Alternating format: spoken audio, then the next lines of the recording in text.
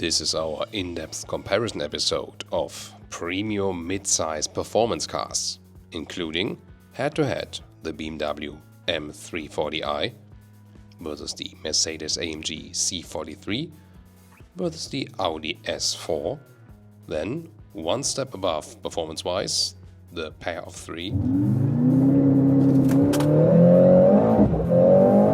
Mercedes-AMG C63S versus BMW M3, here as M3 Touring, and the Audi RS5, here as the RS5 Sportback, and comparing the BMW 4-door Coupé, the BMW M440i Gran Coupé.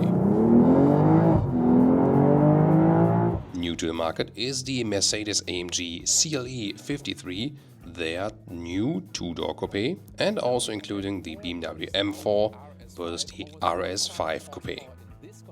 As the electric competitor, we have in here the BMW i4 M50, and also taking a sneak peek at the all-new Audi S5, which is replacing basically the Audi A4 and the A5 at the same time. So which one would I actually go for? Over 1000 horsepower in one video, the premium sedans comparison test, Audi S4 versus BMW M340i versus Mercedes C43. This is Thomas with Autogefühl in 4K, full screen, full length. Let's go with the Audi single frame grille, black styling. You can also get black Audi rings and this Ur Quattro citation from the first Quattro model actually. Here then the matrix LED lamps with a beautiful turning indicator also in the cascading style. The BMW styling actually, I think styling wise, it just looks most screaming out in a way. Here especially with the M Sport Package Pro, where you can also get this dark frame around the double kidney. The standard M340i would also come with grey accentuations, and here the C43 vertical fins in the special AMG front grille, which also is wider in the lower part than in the top part. This color here is called hyacinth red. Yeah, it's a little bit strange because in the configurator you only find the Patagonia, but you can also go for custom orders. And here the lamps, also with a very interesting daytime running light. The turning indicator not as spectacular right here. This then also the digital light, also with adaptive high beam function and so on. Which one do you find best from the front styling? Tell me in the comments.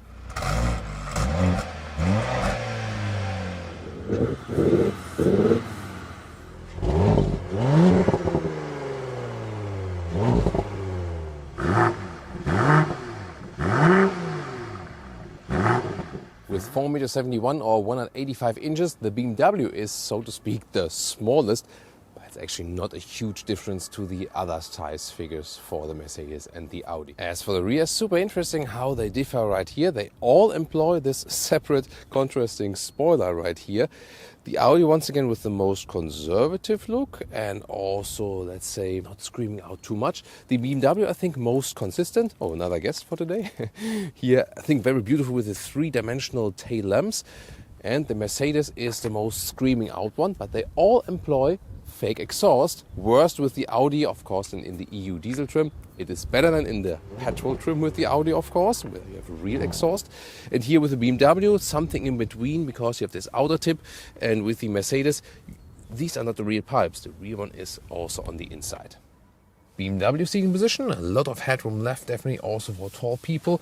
The steering wheel here also with the manual control, also very smooth indeed. The seats so far so good. I think for tall people the ergonomics could be a little bit better. I think that Volvo still does it best as for the seat ergonomics, but I also feel that the Audi seat is especially a little bit more comfortable than this one here. This one here, the animal skin spec. However, BMW is best in offering perforated sensor tech, the animal-free material in all markets. Since the 3 Series facelift, BMW presents us a mix of analog and digital. This new curved screen, two screens then in one unit, but then you still have a manual volume knob, and also here in the lower part, this control knob right there that you can also control the infotainment system while driving. I really appreciate to have that. The infotainment system itself is actually quite quick indeed. Also has a useful car internal GPS, and the Apple CarPlay integration is really, really large. Definitely you see here this horizontal focus, whereas Mercedes goes with the vertical focus. Instruments come alive like this, and then you can also switch here to different layouts. This is a more, let's say, modern digital approach, whereas Audi, for example, also has an analog digital look. Do you know what I mean? So which one would you prefer? Mercedes door closing sound.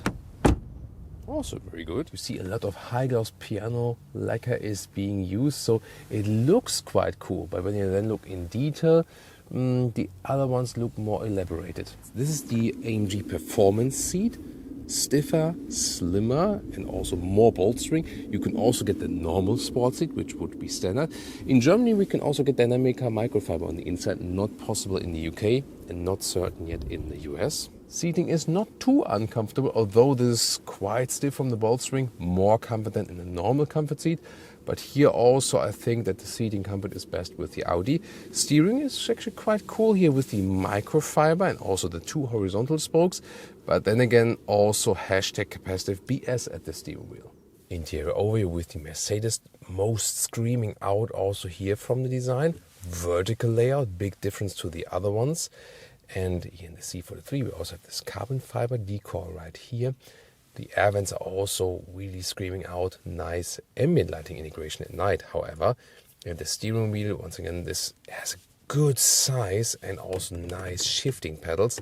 Well, there's such a huge difference between the Audi, which is most subtle, most conservative, and the Mercedes, which has like elements here, here, here, everywhere. What I found very cool is that with the Mercedes, you can drive and also select then the driving modes at the steering wheel directly. That's the easiest here in the test. And the rest of the infotainment system, it's actually pretty quick. And also here the car internal GPS, for example.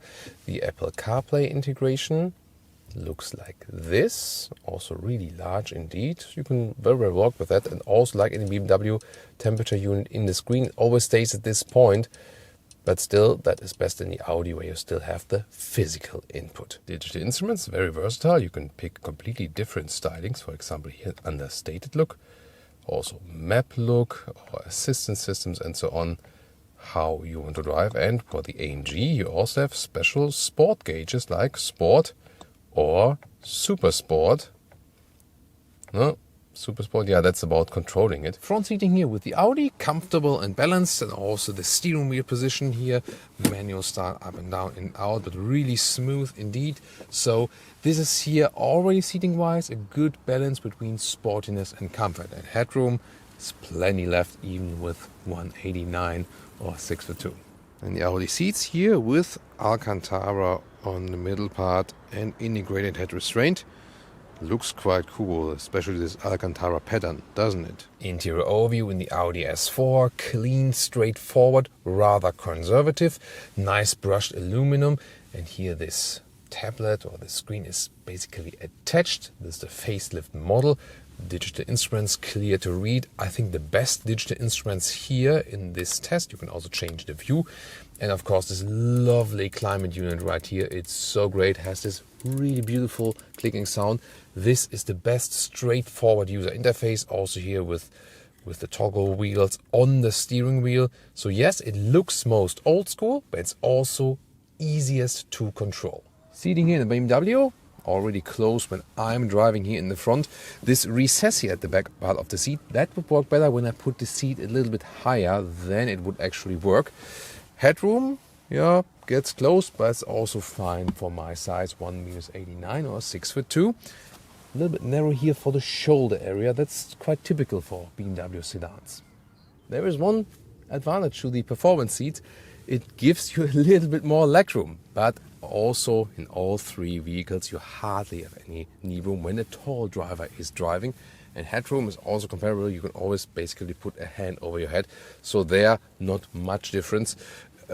It's very comparable with the BMW. I think just from the basic architecture, the Audi offers a little bit more space here to the side. Seating in the rear with the Audi, headroom is fine, but these sport seats with the integrated head restraint, they really restrict the legroom. It's better with the normal A4 with a separated head restraint, but here it's really, really close. Just cool.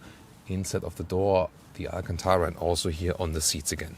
The BMW trunk is, with 500 liters on paper, the largest, but here we have a lot of liters here and on the other side, but then again it's a little bit narrow here between the wheel arches, but it's actually quite high. 455 liters for the Mercedes trunk, also same length approximately and the same width between the wheel arches. I think here this plastic part here should not be there in this vehicle, but also very well usable like the others. And you can, that's the biggest advantage, fold the seats very easily from here with another help, and there you can load things through.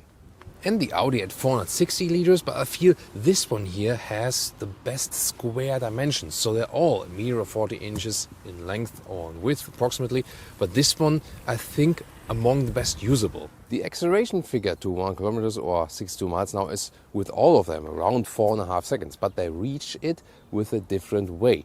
Here the Mercedes goes 4-cylinder now, really? Here you can see the stability or the strut bar or dome strut. 1, 2, 3, 4.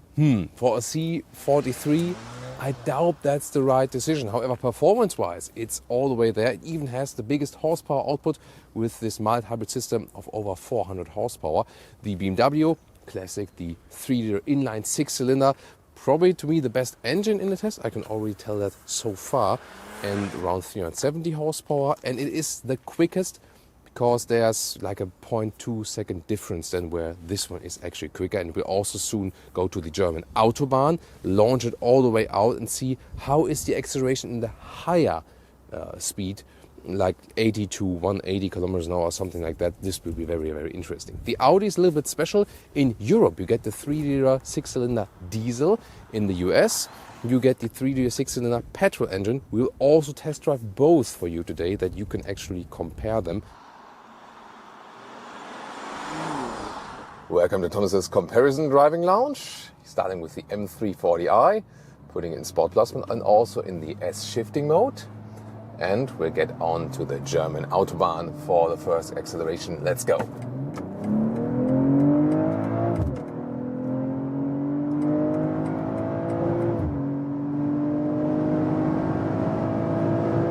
Plop, that was like 40 to 180 kilometers an hour. Wow. That was impressive indeed. Whew, this engine is so engaging. And if you compare the 3 Series 2-liter 4-cylinder versus the 3-liter inline 6-cylinder here, it adds so much to this vehicle here indeed. Wow, this is a huge difference. Recently we had our test of the more civilized versions of these 3 vehicles here. And this time, yeah, it is just the most engaging engine.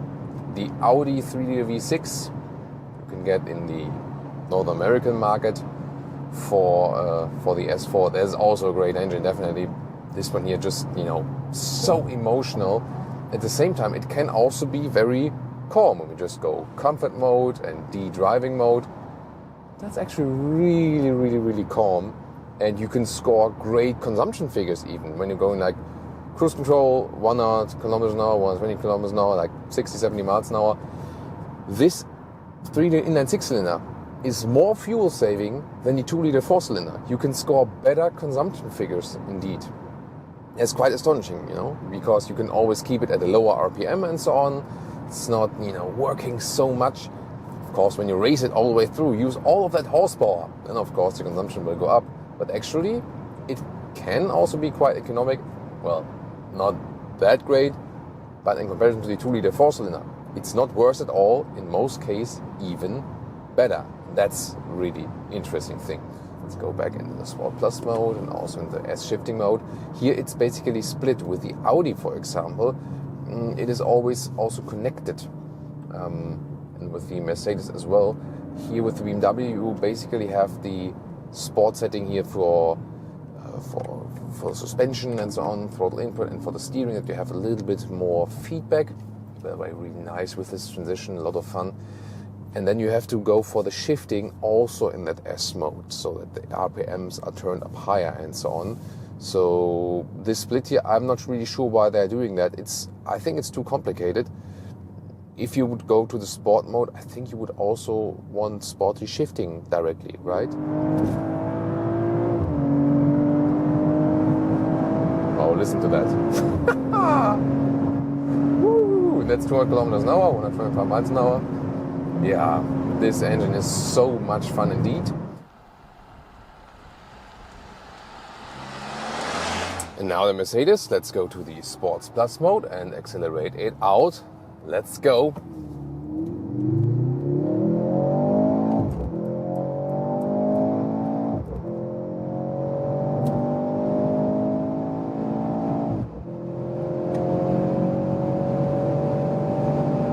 That's 190 kilometers an hour.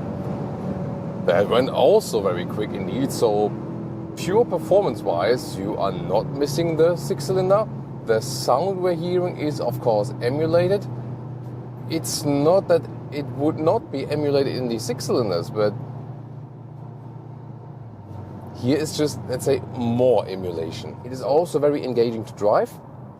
As for how natural the steering feels, well, it's super astonishing that when you compare the previous generation C-Class, that this is here now definitely more direct.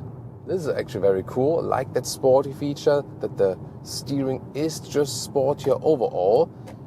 However, the most natural feeling in the comfort mode, it's really, really light. When we are in the sports mode, Sport and Sport Plus, I have a little bit more resistance. There's also an individual mode. You can also set up then, for example, that you make the steering itself just, a little bit harder in the reaction. That's also fine. But I think the most natural feeling is still delivered by the Audi, steering feeling wise. So by the steering, you feel most connected to the Audi. That's the thing. Other than that, suspension wise and also how the car behaves, you also feel really connected here with the C43. So let's go to the next Autobahn here. Another acceleration. Just have to see that no one is behind us. Let's see, and we can hear it once again. Let's go.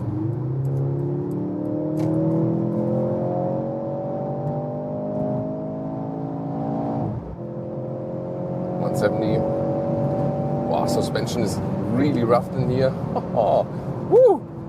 Yeah, that is actually the roughest suspension in the test. Been wondering about that. Interesting. So really less compromise. So whereas the Audi has biggest compromise, sportiness and comfort and balance, BMW then more in the sporty direction, and here, yeah, the Mercedes feels kind of sportiest. Also here lane change at higher speeds. Well done. It's actually also reasonably silent in here as for the wind noise, so good noise insulation in the C-Class, also a lot of fun. So I have to say, fun-wise, you don't miss the 6-cylinder. Oh, here once again now, getting off the motorway. Wow, it's a lot of fun. How quick it can be in the corner. Yeah, that's amazing. Also super engaging. Yeah, sound-wise, it's actually quite cool, and just from, what you hear again. Wow. And I was, at first, very sure that the 3 Series would be like the most sporty, most fun, most engaging. But the C43 is really challenging that, so that is astonishing. I mean, also, of course, the overdrive has a rear bias. It's so much fun here also to move it around. Wow. What about the Audi?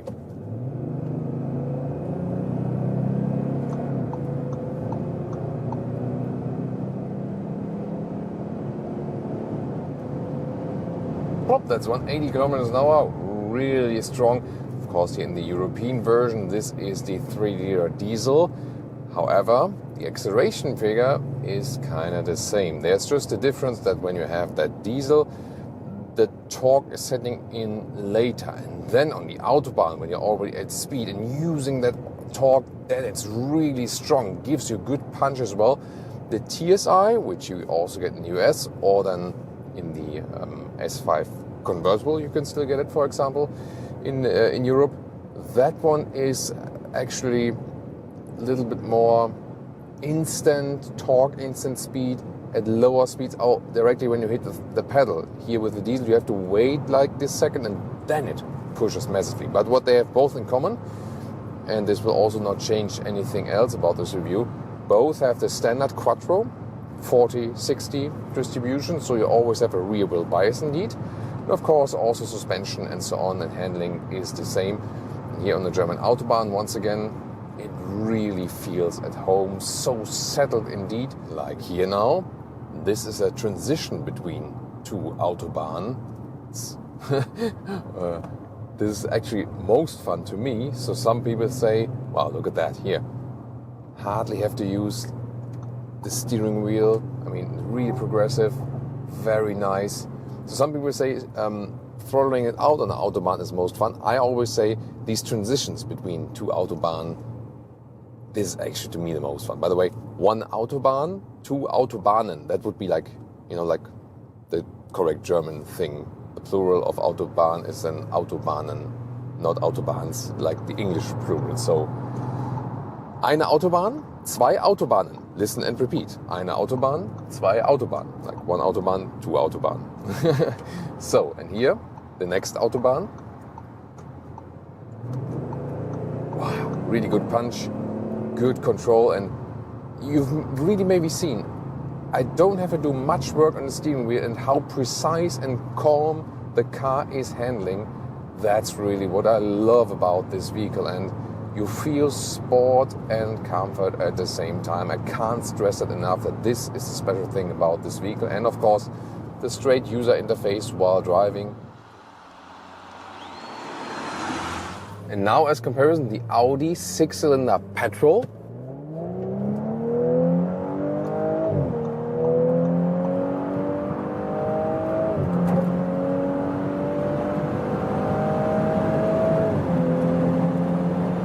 That's over 180 kilometers an hour. Here, of course, a little bit more wind noise because this is here an S5 convertible.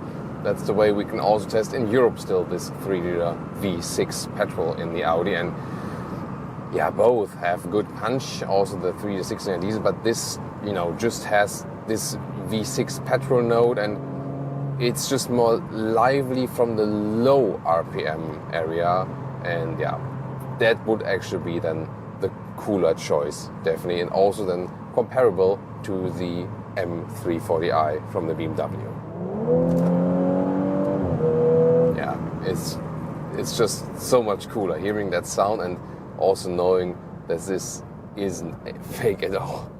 Now let's sum everything up for you. Which one would you take home? Tell me in the comments. And which one would I go for? It's really tough because, well, with the Audi, you have the best balance between sportiness and comfort. And you also have the most direct user interface.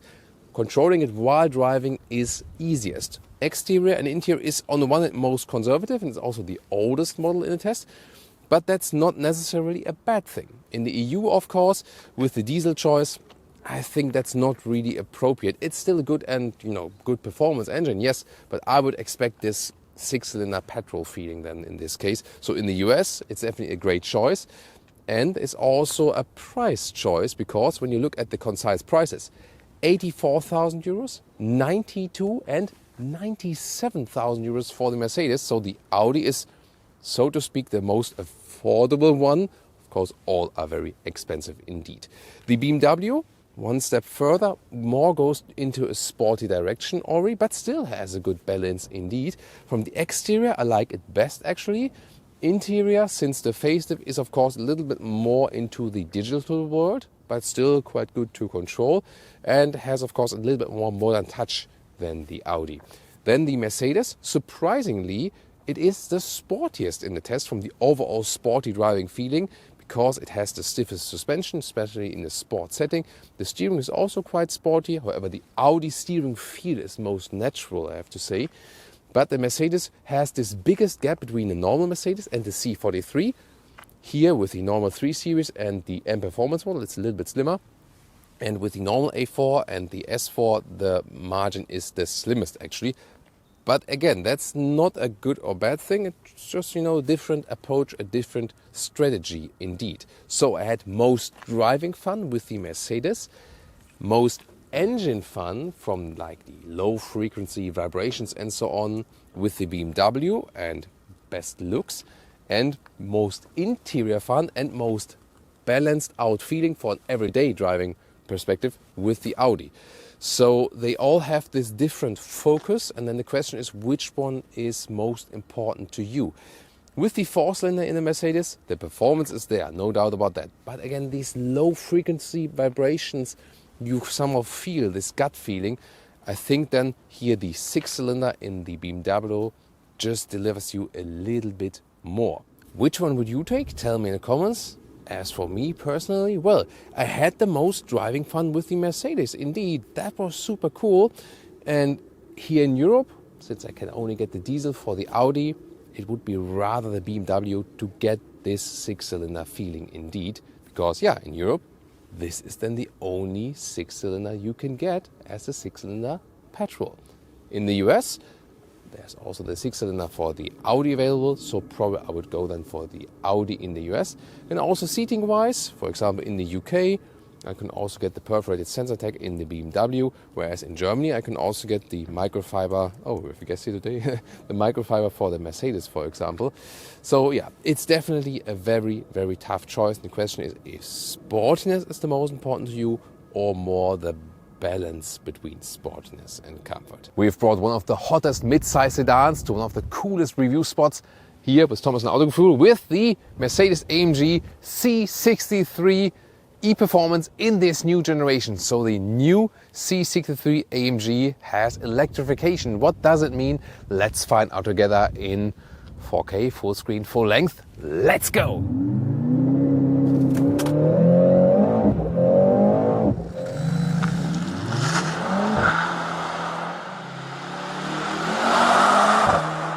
Here with the front vertical fins, true AMG grille, Panamericana they call it, because here it is wider in the lower part than in the upper part. Usually it's the other way around, but this the special AMG styling. And also now with the AMG badge here on top of the hood. And on the hood we also have a special hood here for the C63, for the new C-Class generation in the top spec. Here these are real vents here on top of the hood. The vents on the side, they are actually just fake. 4 meters 84 or 191 inches is the length here of the C63. And wait a minute, if you now think, isn't that a little bit longer than the usual C-Class? Yes, it's true. It's a little bit about the spoilers in the front and in the rear, but also even the wheelbase. So the wheelbase has been increased by 1 centimeter. That's just a tiny little bit, and you might ask yourself, why such an effort? Yes, this is a big technology effort, this vehicle here overall. More to that to come. Wheels in 19 or 20 inch. These here are the 20-inch wheels in this Spider style in black. Yeah, really very impressive.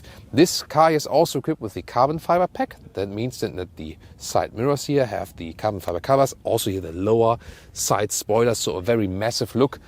Also has become a wider track, so always a bigger stance here on the road for the C63. What do you think about the design? Tell me in the comments. Very modern tail lamps here with this segmentation that looks really cool. And then also this logo that has red, background, basically pretty cool. And about this rear spoiler. When you also think about the sister model, the C43, then it starts there with 2 different kind of spoilers in 2 different sizes. And the bigger one is the standard one for the C63, whereas this one has the optional even bigger one. And that is this one. And then there comes the carbon fiber package on top. And then you have the bigger spoiler with carbon fiber. Would you go for that one here, or is it too much? Tell me. Then in the lower part, Autogefühl fake exhaust police, AFAP alert for the fake exhaust because the real ones are on the inside. Yeah, we'll listen to them very soon. First of all, as for the technology, this one here now, this generation equipped with rear axle steering, up to 2.5 degrees in the opposite direction. The AMG models are always a little bit limited because of bigger tires. The normal models by Mercedes can have even, stronger steering in the opposite direction.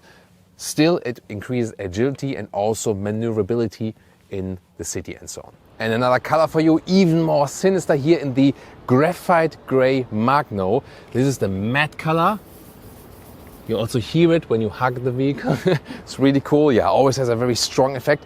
But this one, yeah, almost black, isn't it? Would you prefer this even more sinister look here also with the black wheels and of course even more contrast than whatever is colored? Here once again the red brake calipers. This is the car key here with the AMG badge here and also at the other side.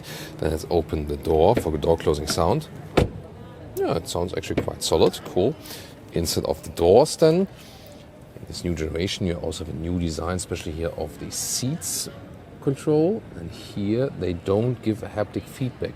So that way I do control the seats, but I don't know what I'm doing basically. So this has been better in the previous generation, I think. Optional berm is the sound system. That one has a really, really nice sound. And then we have a nice steering wheel with microfiber at the sides here and the typical AMG styling with the badge and also with the two-spoke design of the steering wheel. Then seats, you either get normal sport seats or these here. These are the optional bucket seats. And in both cases, on most markets, they will be available also with microfiber on the inside. This will be a more comfortable solution and also more breathable and better for racetrack driving and so on. This is the optional animal skin equipment. It might depend on the market if the microfiber is available. These bucket seats here, they hold you better tight on the racetrack, but they are less comfortable than normal sport seats. So I would advise you, when you not use the car on the racetrack, then go for the normal sport seats. Here with 189 or 6'2", still a lot of headroom left. There's also a panoramic roof available. This one has not built in one yet at the moment. So here, steering up and down, in and out. And yeah, you still feel you're sitting in a C-Class, but especially the bucket seats make everything like ready to race. Interior overview, really design focused. Look at that. And here the carbon fiber background you can pick for this vehicle. That's actually pretty cool. And the ambient lighting integration, look at that here. You know, the central lines. And also inside the air vents, even more so at night or when it's darker, then it shines all the way. It's really, really cool. And you can of course also change the colors of the ambient lighting. Here, for example, in the AMG, red is of course really cool. And what's always a nice effect is when you switch the temperature here, then you can see it in the air vent actually that it turns blue or red depending on if you go warmer or colder. So very nice emotional things to play around with indeed. And this vertical infotainment screen here, this is the map. We're filming around Malaga, southern Spain here today. Well, not today, all these days. So there we go. And this is actually quite responsive and the main menu looks like this. So it's actually a quite good overview and you have special AMG performance gauges like energy flow meter, shows also where the battery is exactly, and then you also have some telemetry data here. This is a very, very nice visualization. And here the IWC clock, this is a new AMG feature here in new AMG vehicles. It's actually very fancy and have a stopwatch right here, replacing basically old analog clocks. Tell me in the comments, do you like analog clocks in vehicles or would you also fancy this, you know, like say like play feature or something, but it looks definitely cool, doesn't it? And then even more so, you also have this track pace app, and there we will use it also on the track actually. There you can pick a racetrack, and then for example on the racetrack there are certain marks on the racetrack where to best use the boost mode on a straight or something, and we've tested on the Ascari racetrack in southern Spain today. And this is the Apple CarPlay integration. Also here, of course, then with the Google Maps, works with Apple CarPlay, Android Auto, and both wired or wirelessly. You can actually pick what you prefer then. And the driving mode selector, by the way, is in the lower part here. Press it here, and then you can switch to different driving modes, like this, sports mode, of course, or we will use the race mode later on the racetrack, and all the different settings here, suspension. Is adaptive suspension that gets stiffened up then. So yeah, that looks pretty cool, but even more so when you can choose it at the steering wheel, because this is an easier function here, directly choosing it at the steering wheel that you can better do while driving. And driving electric is also possible. Then you definitely, usually it starts electric, you know, when that you don't wake up your neighbors unless you want to. So, but then you can also pick that. But again, it's not a high all-electric range. Like in my 10, 12 kilometers, 6 miles or something is the pure electric range overall. Then here on the left side, you can also for example, just change the suspension mode, rest on the steering wheel here, for example, for cruise control, or then changing something in the digital instruments is always hashtag capacitive BS. It works very well when you're stationary, but while driving, it's a little bit tricky. Browse through the digital instruments and you have different gauges. There's also this normal classic view available, but then also sport, super sport, or the track pace. And this centers everything then, for example, on the gear change and so on. Pretty cool. And you can also adjust what you want to have in the head-up display. For example, here there's the standard view, or also this race optimized view with the RPM focus and so on. And here we go. You can see this is then the RPM focused view, for example, super sport view, standard, where you also have some GPS guidance, but that only works with the car internal GPS, or just a minimized view. But you can also set the height and the brightness and so on.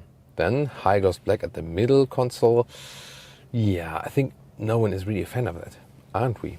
Let's open that one. And then you have two USB-C chargers in the front, also inductive charging pad. You can also just leave your phone here, for example. And these cup holders here, you can like fold them out like this. Bang! Suit the moment time. That's cool, right? But I found that these bottles are not being held that tight, like here. And even if I would go for a bigger one, for example,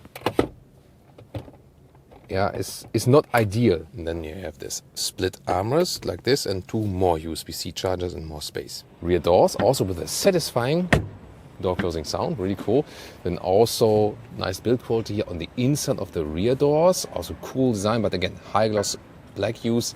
It looks cool when it's clean and without scratches and so on, but then later, I don't know. Then the rear seating area, really dark here. Everything in black. In this case, yellow contrast stitching, but you can also get other contrast stitchings if you like. As for the legroom or knee room, here this is the normal C-Class review. There I did have some legroom. So sometimes these sportier seats, the bucket seats, sometimes you have more, sometimes less room, depends on how voluminous they are. But here probably also, I'm not sure, like also the angle of the seats will be different, but I feel that with the bucket seats I have even less legroom. It works for tall adults, but closely you see. But yeah, I feel that the normal C-Class with the normal seats or the usual sport seats would have even a little bit more legroom. Headroom works here, also when I lean backward. I'm touching the ceiling with my hair, but yeah, it works actually. It's not too uncomfortable here in the rear. You can use it with 4 tall adults. Isofix also at the outside parts of the seats. Substantial middle tunnel, so sitting in the middle part here is, for emergency situations. Not for the racetrack, definitely. When folding down this one here, also nice build quality. This is like a tablet holder, but with the case it gets really close with the smartphone, I think too wide. So, and then here, some cup holders. There are also some, that looks quite fancy right here. It's like it looks a little like a ski lift or something, doesn't it? So what about the trunk? Is there any compromise? First of all, here, cabin trolley. Does it also fit in a vertical way? No, it doesn't. And that's a problem. And you can see this is here the battery, so you lose height, and especially here with that step, so you cannot push it through easily. You always have to lift up then the luggage and then push it through to have even more space here. So not an ideal solution at all. The length is okay with 1 meter or 40 inches, and also the width with 1 meter or 40 inches, that's fine. But you definitely have this limited height at about 40 centimeters or 16 inches. And then, once again, this big step. What's cool is that you can easily fold seats from here like this. That is a very cool solution. But the thing is then here, you once again have this massive step from the battery then to the seats. The new C63 is also available as the Estate, or the wagon. In Germany, you always call it T-Modell, like T-model, listen and repeat, T-Modell.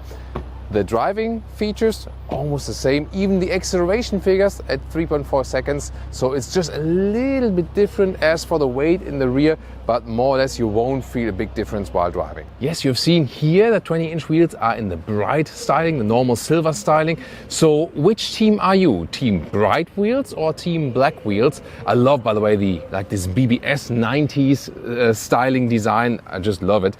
Or spider design, you can also call it. I'm really for bright wheels, especially here with the spectral blue color here on the exterior on the T model. So I think the black wheels often look just a little bit too much sinister. What do you think? So please join us in the comments and decide which team are you on. Team black wheels or team silver wheels. Advantage for the estate in the back seats here. More headroom. Yeah, this is a little bit more relaxed right here, so more space above my head. And to the trunk of the estate, or the T-Modell, well, the interesting thing is the length here, 1.40 meters would be with the sedan. You might think like, that doesn't work, does it? Well, the thing is that it's deceiving. It looks way shorter like here, but when you close it and then look from the inside, you can still see this area. And that's why there is no real length difference. It's just that you have, you know, like this falling down effect here. But you can, from the inside, load kind of up till here. That's very interesting indeed. The width here in the front, also 1.40 meters. It gets a little bit narrower right there. And you also have this battery step here. Easily foldable with the estate here, these back seats. That's really nice. But then you have this massive gap then here, stepping down from the battery once again. Yeah, so also a compromise with the estate. But of course you have the massive advantage that you have a proper height here with 65 centimeters or 25, 26 inches.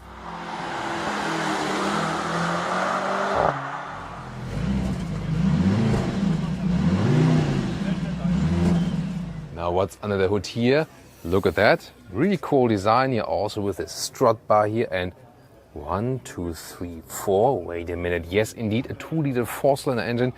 680 horsepower is the total system output because they combine it with an electric motor at the rear axle. It still always has a rear-wheel bias, this whole drivetrain system. It's an all-wheel drive, but they dropped from an 8-cylinder directly to a 4-cylinder. And I wonder, why wouldn't they have done a 6-cylinder or something? Yeah, there's, you know, emission laws and so on. And they also want to show off their F1 technology because there's a liquid cooling for that battery pack. But the battery pack is just a buffer. It is for performance. And the boost function included is 3.4 seconds in the acceleration figure. And on the Ascari racetrack here in southern Spain, we can test if the added weight from the battery, how much is it? And how much does it play a role in racetrack driving? How good is the performance? Let's find out. Mercedes C63 AMG, race start.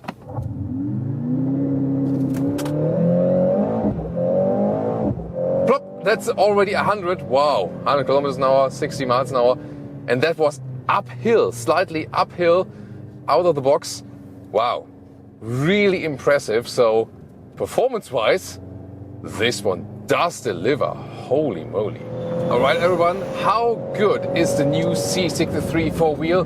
We will test it here on the Ascari racetrack in southern Spain.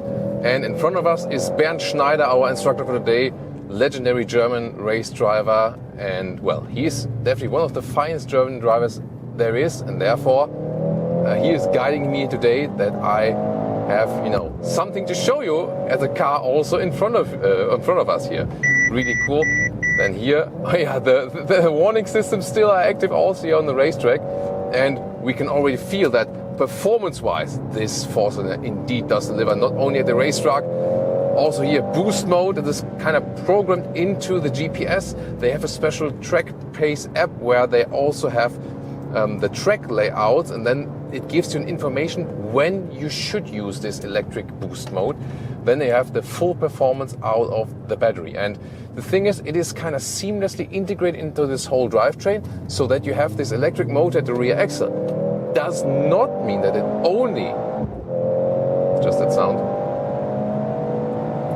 So it does not mean that it only powers the rear wheels. It is basically integrated in the drivetrain and does not change the all-wheel drive distribution.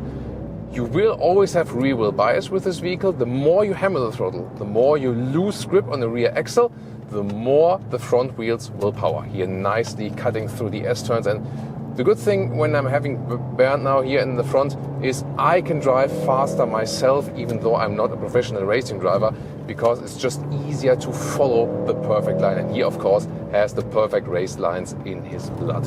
And Steering is really crisp and precise. Bucket seats now play a good role on the racetrack. Here they are an advantage. They're keeping me tighter. Even better, of course, if I would have the microcut, or they used to call it Dynamica, the microfiber, because that holds me tighter as well. And really good to have a best grip here also on the microfiber steering wheel, for sure. So for a normal car customer, this new C63 generation will feel sportier, also with the rear axle steering, for example. However, for a racetrack driver, it's all about weight, and it does feel agile, yes.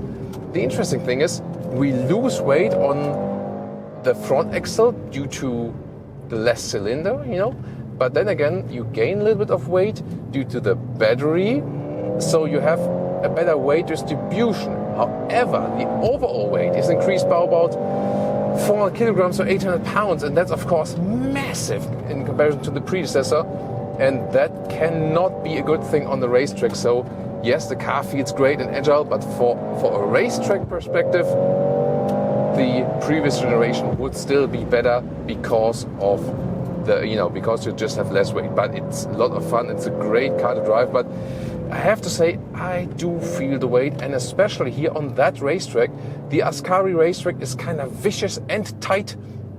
And you know, the tighter the racetrack is, the more you would feel that then. Well, I mean, when you're doing this kick down here with a boost, you know, 200 kilometers an hour, 125 miles an hour, you get a massive boost spike indeed. And you already hammer the throttle, but then when you pin it down, you know, just like this very last pinning down of the throttle is a massive difference in acceleration, and you feel there is still something left then from that electric boost. Wow, this is really, really impressive. So like the power output to the front is just enormous. So in that respect, this Formula One inspired technology with the electric boost works. Yeah, but the weight thing is just something you cannot get over with.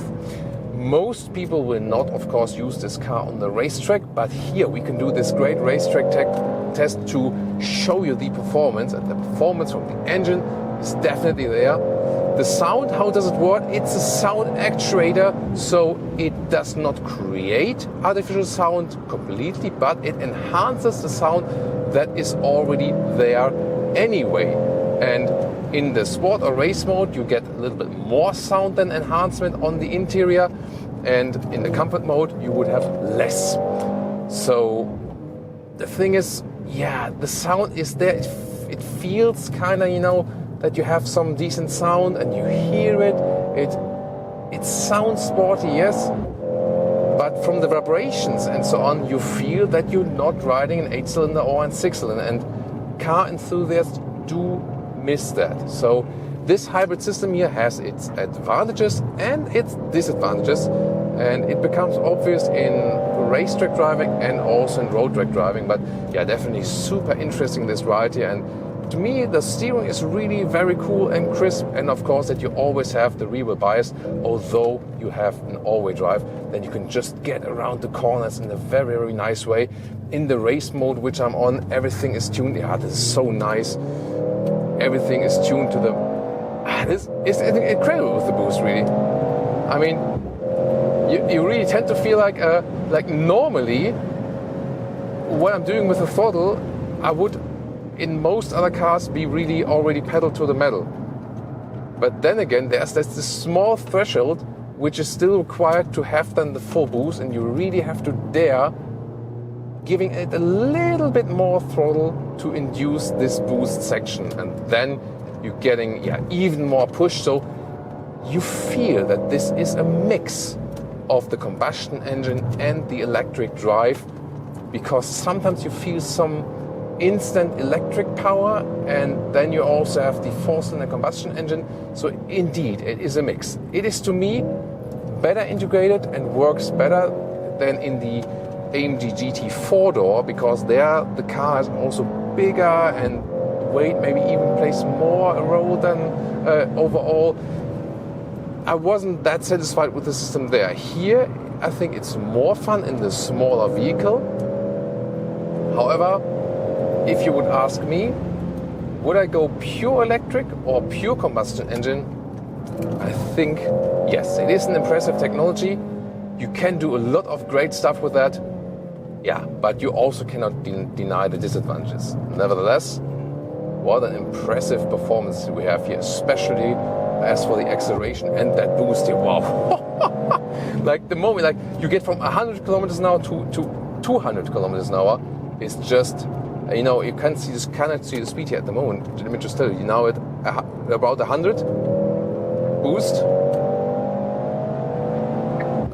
180. That's wow, and that's really, really something here in the mid-size sedan.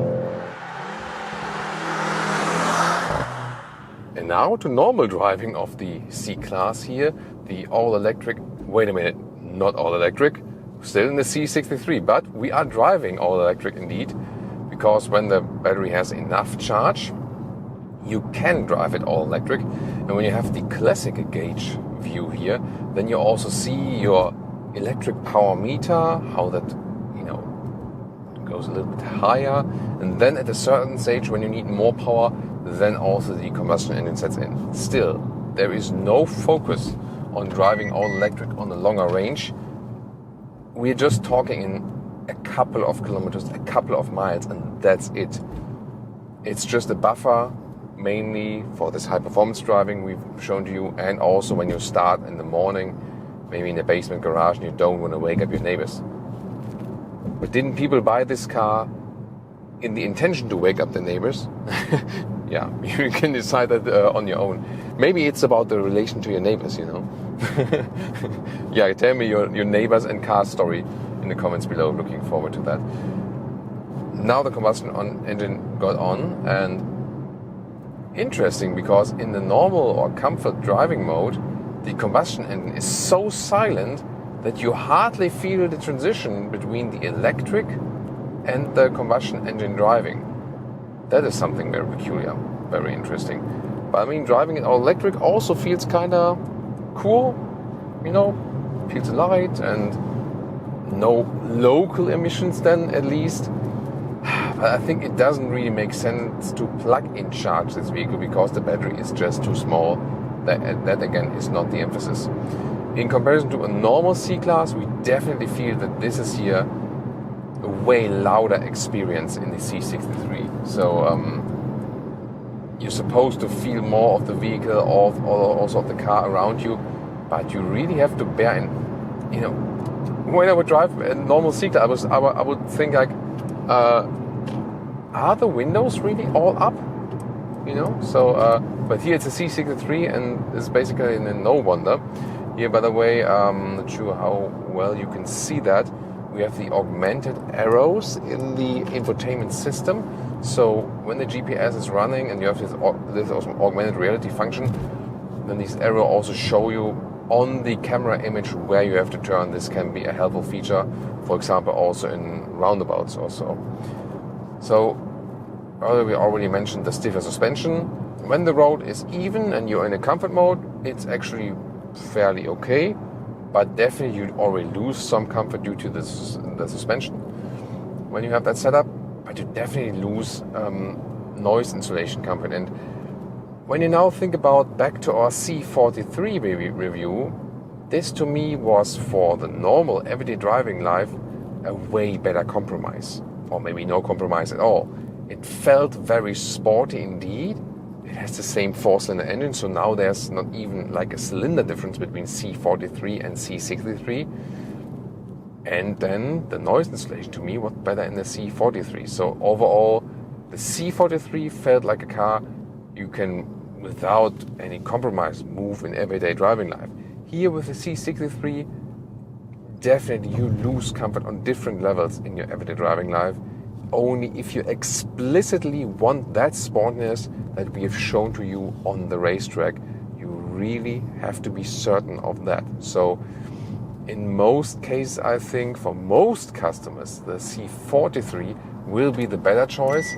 Even, that's by the way the blind spot monitor, and when I have set the turning indicator, it's flashing with that red triangle. So even if money doesn't play a role, I would, for driving it normally around, pick the C43. Even, something comfortable when there's some like bumps in the road. It's really being transported to your lower back. Plus these optional bucket seats make it even less comfortable. So again, it is about what you prefer. If you really want that rough sportiness, because C63 customers won't care so much about comfort, or at least they can't care so much about comfort. That's really the thing. Assistance systems wise, everything is available what you also get normally in the C-Class, so you can also have them in higher spec. The active lane keeping with the cruise control, and then the car just does its thing, and all the assistance systems are working very, very well here with Mercedes. So here, for example, also when there's now like a slightly left bend ahead here on the motorway, and the corrections of the steering wheel are not hectic or something, they are very smooth, so you're really trusting in the vehicle that all the assistance systems are working very, very well. At about 100 kilometers or 60 miles an hour, yes, this tarmac is kind of rough, but still, I would think that it should be a little bit more silent, because even if it's an AMG, it's still a Mercedes, and not so many customers will use it on the racetrack, so they would profit a little bit more from, like a calmer surrounding. One more look at the driving modes here, if I feel a big difference. So when I'm in a comfort mode, suspension is rather set on a comfortable note. See here, when I'm, for example, Sport Plus, I feel the ride is getting way rougher indeed. And also the shifting is enhanced, then there's just more spontaneous reaction from the engine. But you can also go to the electric mode, and then even if we are at higher speeds, the car tries to run it all electric. And see here, there's also notable acceleration possible in electric mode. It should go to like 135 kilometers an hour or something like that. Then it's basically finished, the all electric driving. What all these driving modes have in common is, when you really put pedal to the metal, then you always have the full power accessible. So then you might as well leave it, for example, in a comfortable mode, and then get the best everyday driving life feature out of the vehicle. But when you need the power, you can always still hit the pedal. And some countryside driving here in southern Spain, meanwhile the battery just has the rest buffer left, so most of the time driving in with the combustion engine, only when we go downhill and the engine shuts off and driving all electric. And well, the big advantage for that is efficiency indeed. So you have an ultra performance vehicle, but you can score great fuel economy indeed. So even something like 6 liters on 1 kilometers, or 40 mpg US, high 40s mpg UK, is possible when you make use of that battery. Especially when you maybe charge it a little bit before or something like that, or when you have gone downhill before or something like that. So indeed, single-digit liter consumption figures on 1 kilometers is a very realistic one for this vehicle here, when you're mainly driving it calmly and cruising and so on. And this is actually possible. But the big question is if you would buy the vehicle for that purpose, you know what I mean? And also like all the effort put into that, and then also with the reduced boot space and so on. So it is super interesting that it can be so efficient, but does it really make so much more sense in a way, from the whole vehicle concept? That is the thing. What is without doubt, especially when you go like to the sporty driving modes, it has such a great handling. And yes, in the sporty driving modes, you also get some more sound. In the comfort driving mode, you almost feel like you would be driving, I don't know, a Honda Civic hybrid or a Toyota Prius hybrid, because there's hardly any sound from that engine overall, So, but here in the sport mode, then more is coming to the cabin. Of course, also in sound actuator working. And you have a lot of fun driving this vehicle, no doubt about that. So Countryside is also something where this is really feeling at home. Here also on good roads, you also don't have much comfort losses due to the suspension, which is again rather stiff. These bucket seats also reduce comfort, so the normal sport seats will do definitely better and also save you some more money. So when I really think about, is it better than the previous C63 in the agile handling, especially with a rear axle steering? Yes, it is a great driving machine and it has been enhanced in the driving dynamics here in the new generation.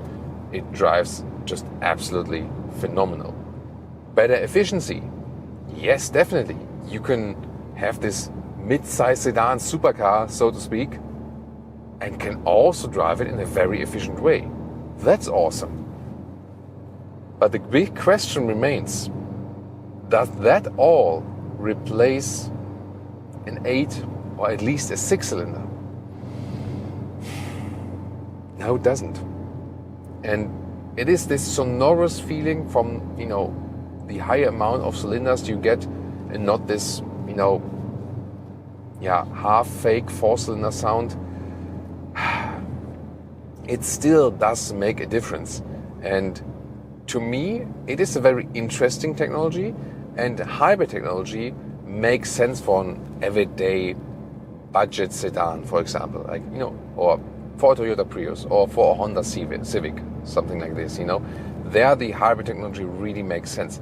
But for a performance car like this, to me, it is still, didn't have to be an 8-cylinder, but let it be like just getting a 6-cylinder. That would have been okay, that the C63 exclusively gets a 6-cylinder. Or maybe going all electric. But this hybrid thing in between, it has its strength, but also has its weaknesses. And to me, then I might as well pick the C43 and save a lot of money, get more everyday driving comfort. 510 horsepower M3 power, but with also 500 liters of loading volume. This is the M3 Touring, and here with Thomas and Autogefühl in 4K, full screen, full length.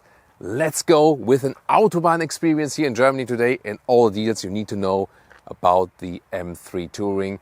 BMW is attacking the customers also of Audi and Mercedes, who have been offering the performance estates in the same segment. Here in the front, we can see frozen pure grey, awesome color. It's this matte paint, and I think it really looks still elegant. However, here then the typical frameless double kidney in the front of the M3. This one also optionally has a carbon fiber package. We can see carbon fiber in the lower part here. Also at the side mirrors, you don't have to go for that if that's actually too loud for you. And very interesting setup here also as for the wheels. 19-inch in the front, 20-inch in the rear. And then you can also optionally go for a racetrack package for 15,000 euros. Well, the most expensive thing about that is actually carbon ceramic brakes. You can also see them right here with these golden brake calipers. That is really impressive. Forged wheels actually to save some more weight. 4.80 meters or 189 inches is the length here of the M3 Touring, and we have the typical estate form right here. The roof can be bought in high gloss black in vehicle color. Do you like it visually even more than the sedan or maybe the coupe, the M4? Tell me in the comments. Here, look at these really strong hips here in the rear, even possible in here for an estate. That looks super unique. It also gets the adaptive suspension. We'll also go through different driving modes later on the German Autobahn. Of course, you can make it, let's say, not from super comfortable to stiff, but from stiffer to stiffest.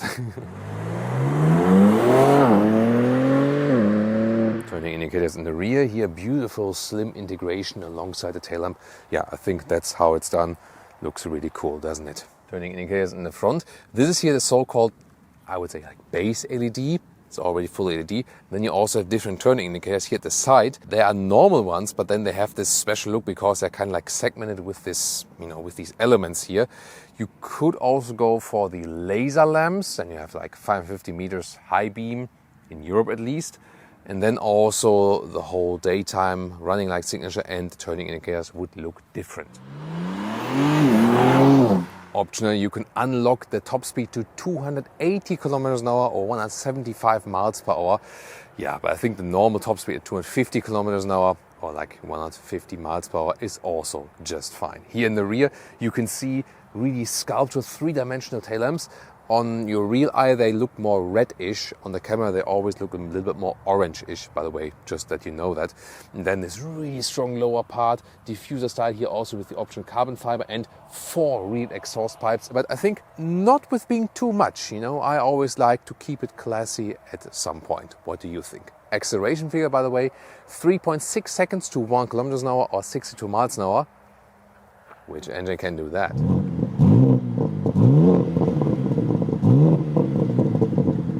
Under the hood, the 3-liter inline 6-cylinder by BMW, famous engine. Here, of course, then M-tuned. Look at these struts here, for extra torsional stiffness in the front, and 510 horsepower, 650 Newton meters of torque. Is all-wheel drive, X-drive, however rear-wheel biased, and you can also set it here in the driving settings. You can still drive it rear-wheel drive only when you have deactivated all of the stability systems. And it also gets a rear differential lock. Standard key fob here with the M colors, then door closing sound. Standard actually, quite good. Then inside of the doors, sporty contrast stitches, and I really like this Hofmeister kink design which they use on the exterior, also on the interior door handle. Also here the window levers, not just plain plastic and so on. Then you also have an M3 entry badge and also special steering wheel here, in this case also then with carbon fiber inserts. And you have these M1 and M2 buttons, and this is where you can individualize your driving experience. For example, make M2 button the sportiest ride and M2 a sportier ride or something. But you can just decide it on your own. Zoom more to the instruments and so on. You either get the normal sport seats or these bucket seats. So these are optional and they of course look sportier, cooler. Here with the carbon fiber in the top there, it can get a little bit stiff then between your legs actually.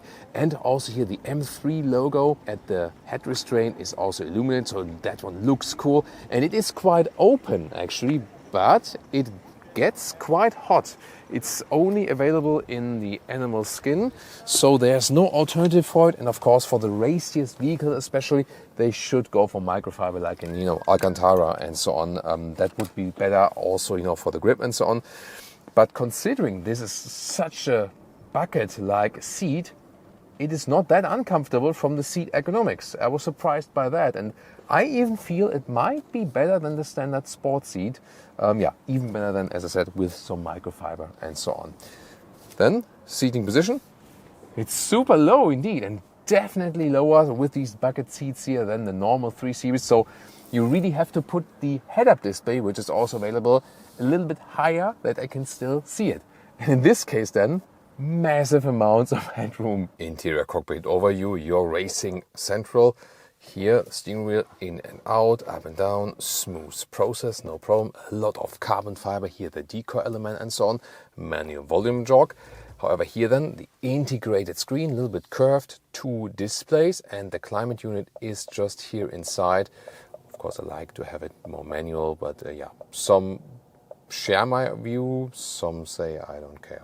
So what about you? In the lower part here, there's so much to control with M-specific settings. Shifting lever, still rear one. This would be reverse. Then here, drive mode.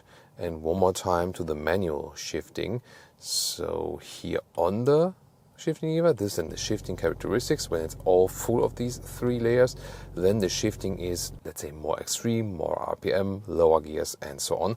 And if you really want it all manual, then I said just one more time to the right, and then you have the manual shifting either in here, plus and minus, or at the steering wheel. And here the digital instruments. On the right side you can put in the driving modes, then this would be normal driving mode, this would be manual shifting, or putting it to neutral, left side speed and right side RPM. Here with the M mode button, you choose the different assistance systems characteristics. Setup here, this one then gets to the menu where you can individualize the settings for engine, chassis, steering, brake and the X-Drive, even go for the 2-wheel drive only mode. And you can also set these then on the M1 and M2 buttons. And here for individually activating or deactivating the exhaust crackles. And you can also get this head-up display here with loud speed and GPS view and so on, but you can also change it. Other than that, BMW entertainment system, it's actually pretty quick.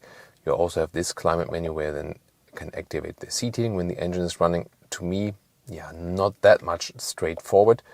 And actually, you have this main menu here. For example, also switching to the Apple CarPlay, Android Auto, both available wireless. And then here, going back, you also can access special M apps like M Lap Timer or the M Drift Analyzer. What about a short interior ASMR or car SMR session?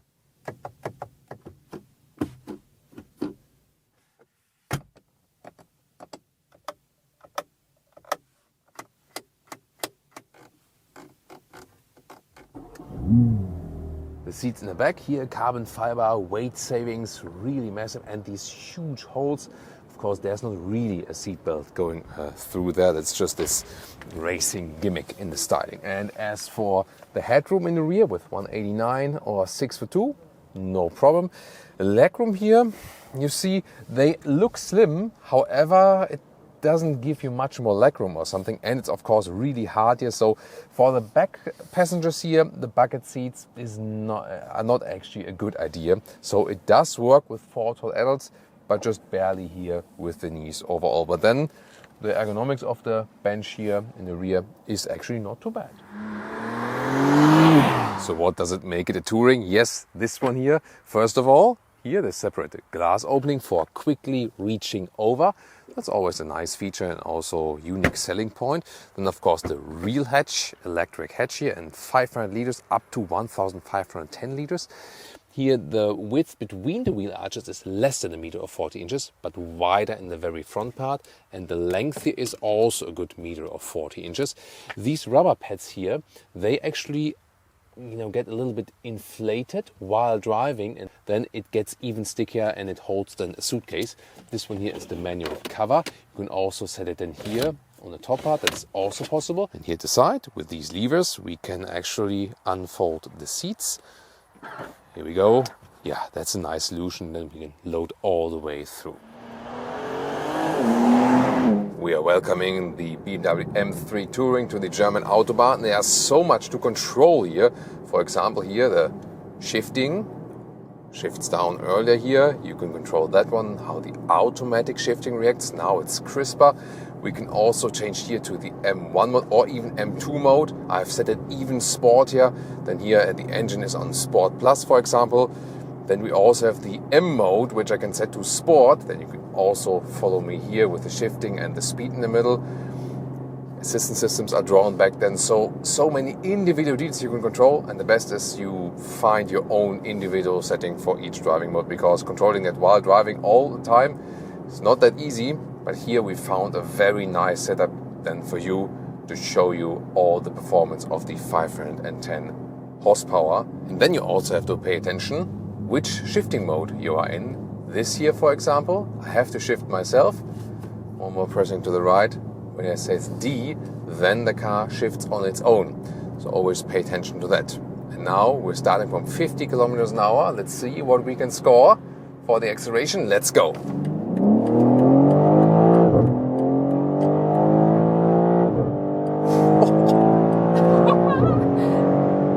180. And 200 kilometers an hour, 125 miles an hour. Wow, that was really quick. The official acceleration figure from 0 to 100 or 62 miles an hour, 100 kilometers an hour is 3.6. That's 0.1 seconds slower than the sedan, but who cares? Oh.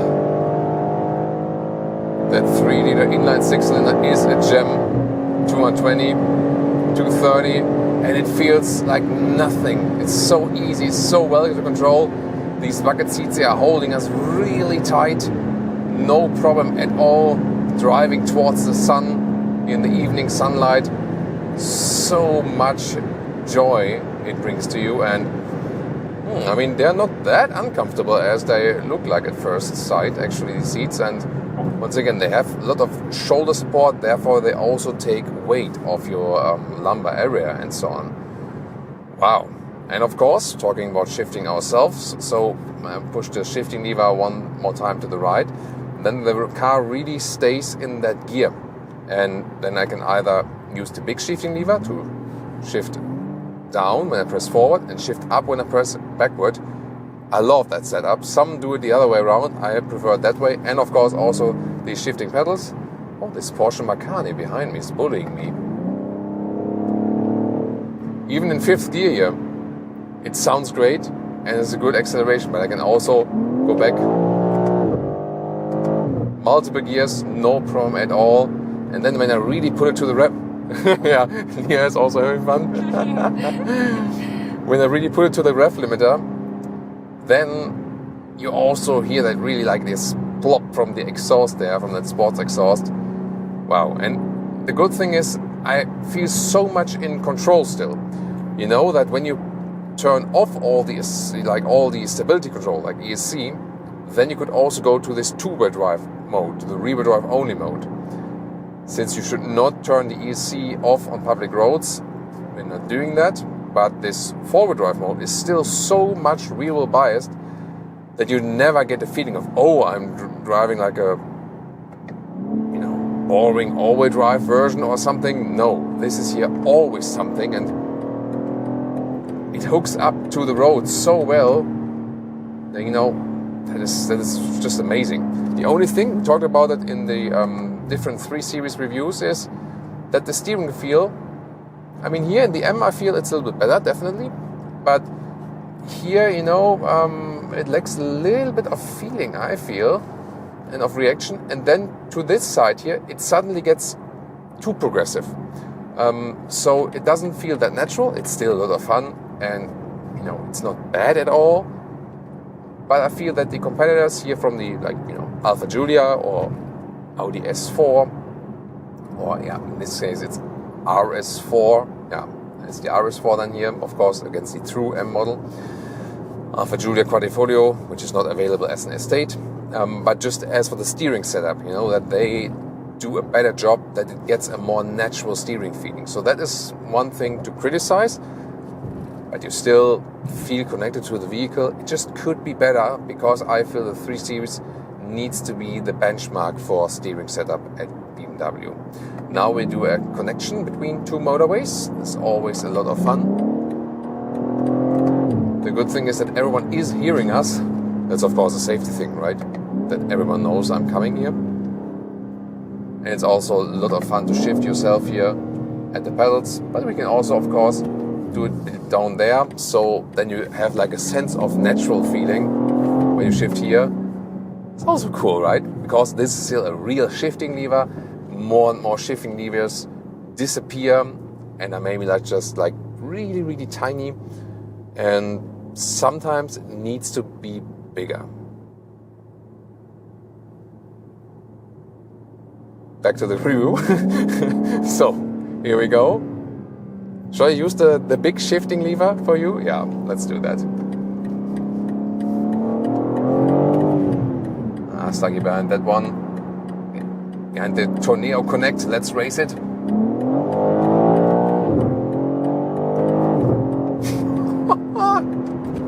Oh, awesome.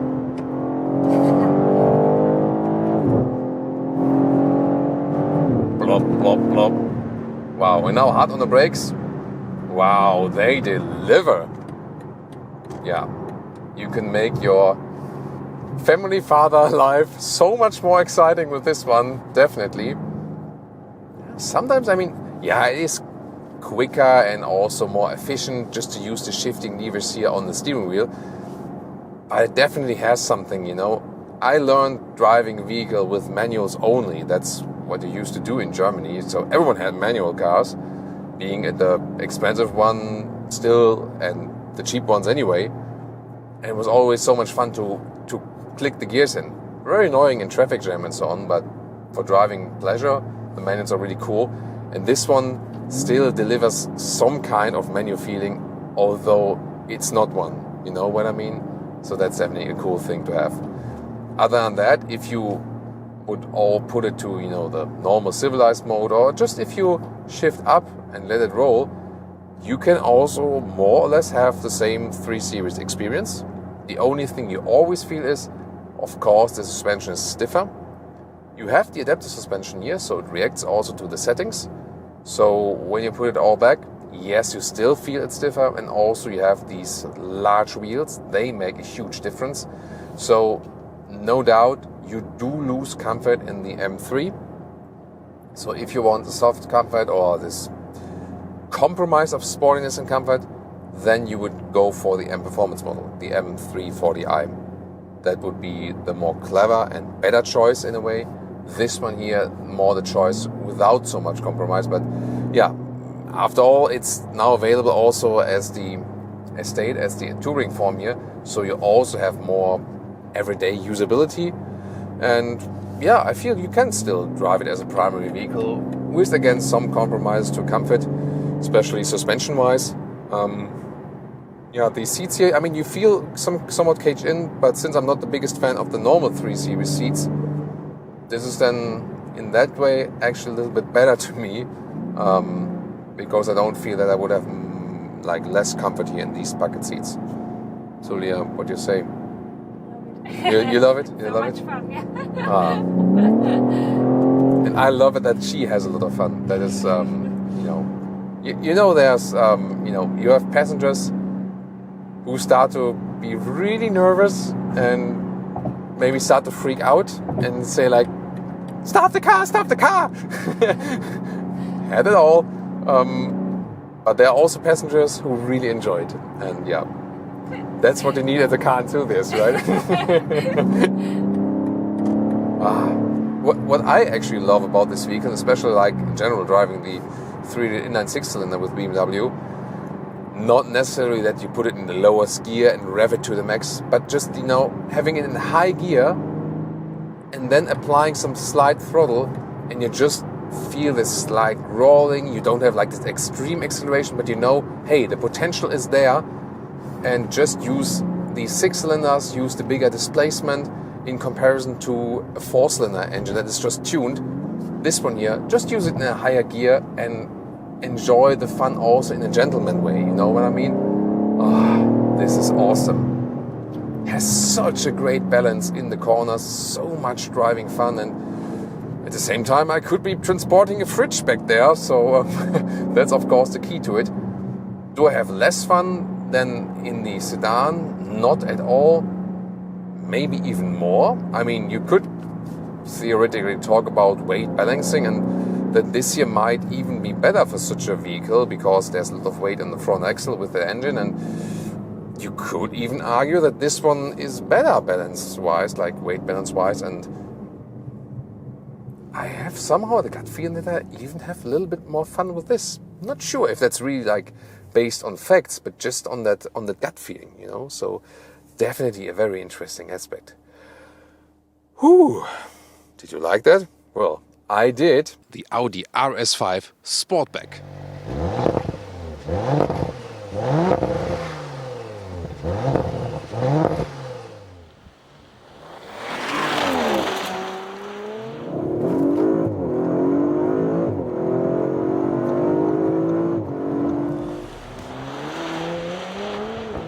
In the front, the A5 in general has this design line that goes all the way to the front grille from every single direction. Really interesting. The RS5 then, sinister here with the glossy black, and you can also get the Audi rings in black if you go for a black design package. RS5 badge, strong lower spoiler. You can also get the carbon fiber accentuations if you like, and then matrix LED are from standard equipment, and what a cool daytime running light. An option you can see it here with the blue accentuations. There's also the laser light available with a dark background. And these are the cascading turning indicators. Always a great show. Guys, this is one of the rare occasions where the car does not move, where the camera does not move, but you could leave the picture for 10 minutes and it would still be beautiful. Enjoy the length of 4.78 m, 15'7" or 188 inches for the Sportback. That means 2.5 inches or 6 centimeters longer in wheelbase than the RS5 Coupé. The Coupé, of course, and the two-door. Here the Sportback, the four-door version, but still with a very central roofline and strong shoulder area.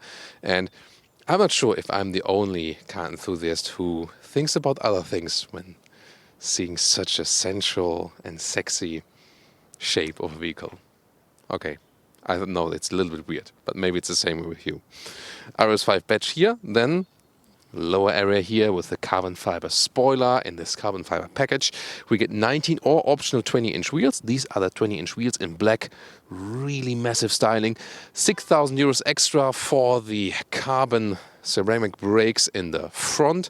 Really cool. Yeah, in this segment you only get it in the front, but trust me, that's enough. Then carbon fiber here also for the side mirrors, so a lot of cool design elements, black frames around. Yeah, I can just say, in the styling, pure awesomeness. Today here with a fixed roof, but you can also get a panoramic glass roof, and the Coupé you could also get with a CFRP roof, so carbon fiber reinforced plastics. Here in the rear, more modern signature for the tail lamps. We also have a carbon fiber spoiler in this optional carbon package, black Audi rings because of the black pack, RS5 logo, and then the lower part really cool with this diffuser style honeycomb structure on the inside. There is a sports exhaust as base, but this is the optional sports exhaust. You can see it because that's the black styling. Then there's a valve also on the inside, and you already heard some of the sound experience. Then, as for the suspension, you get a fixed RS Sport suspension or the DRC. It's a dynamic ride control, and this has then 3 different levels: stiffer, normal, or really comfortable. It's not adaptive in each mode, but fixed 3 modes, and that, of course, makes the riding at least a little bit adjustable. We also have it here today. And not to miss the cascading turning indicators here at the rear.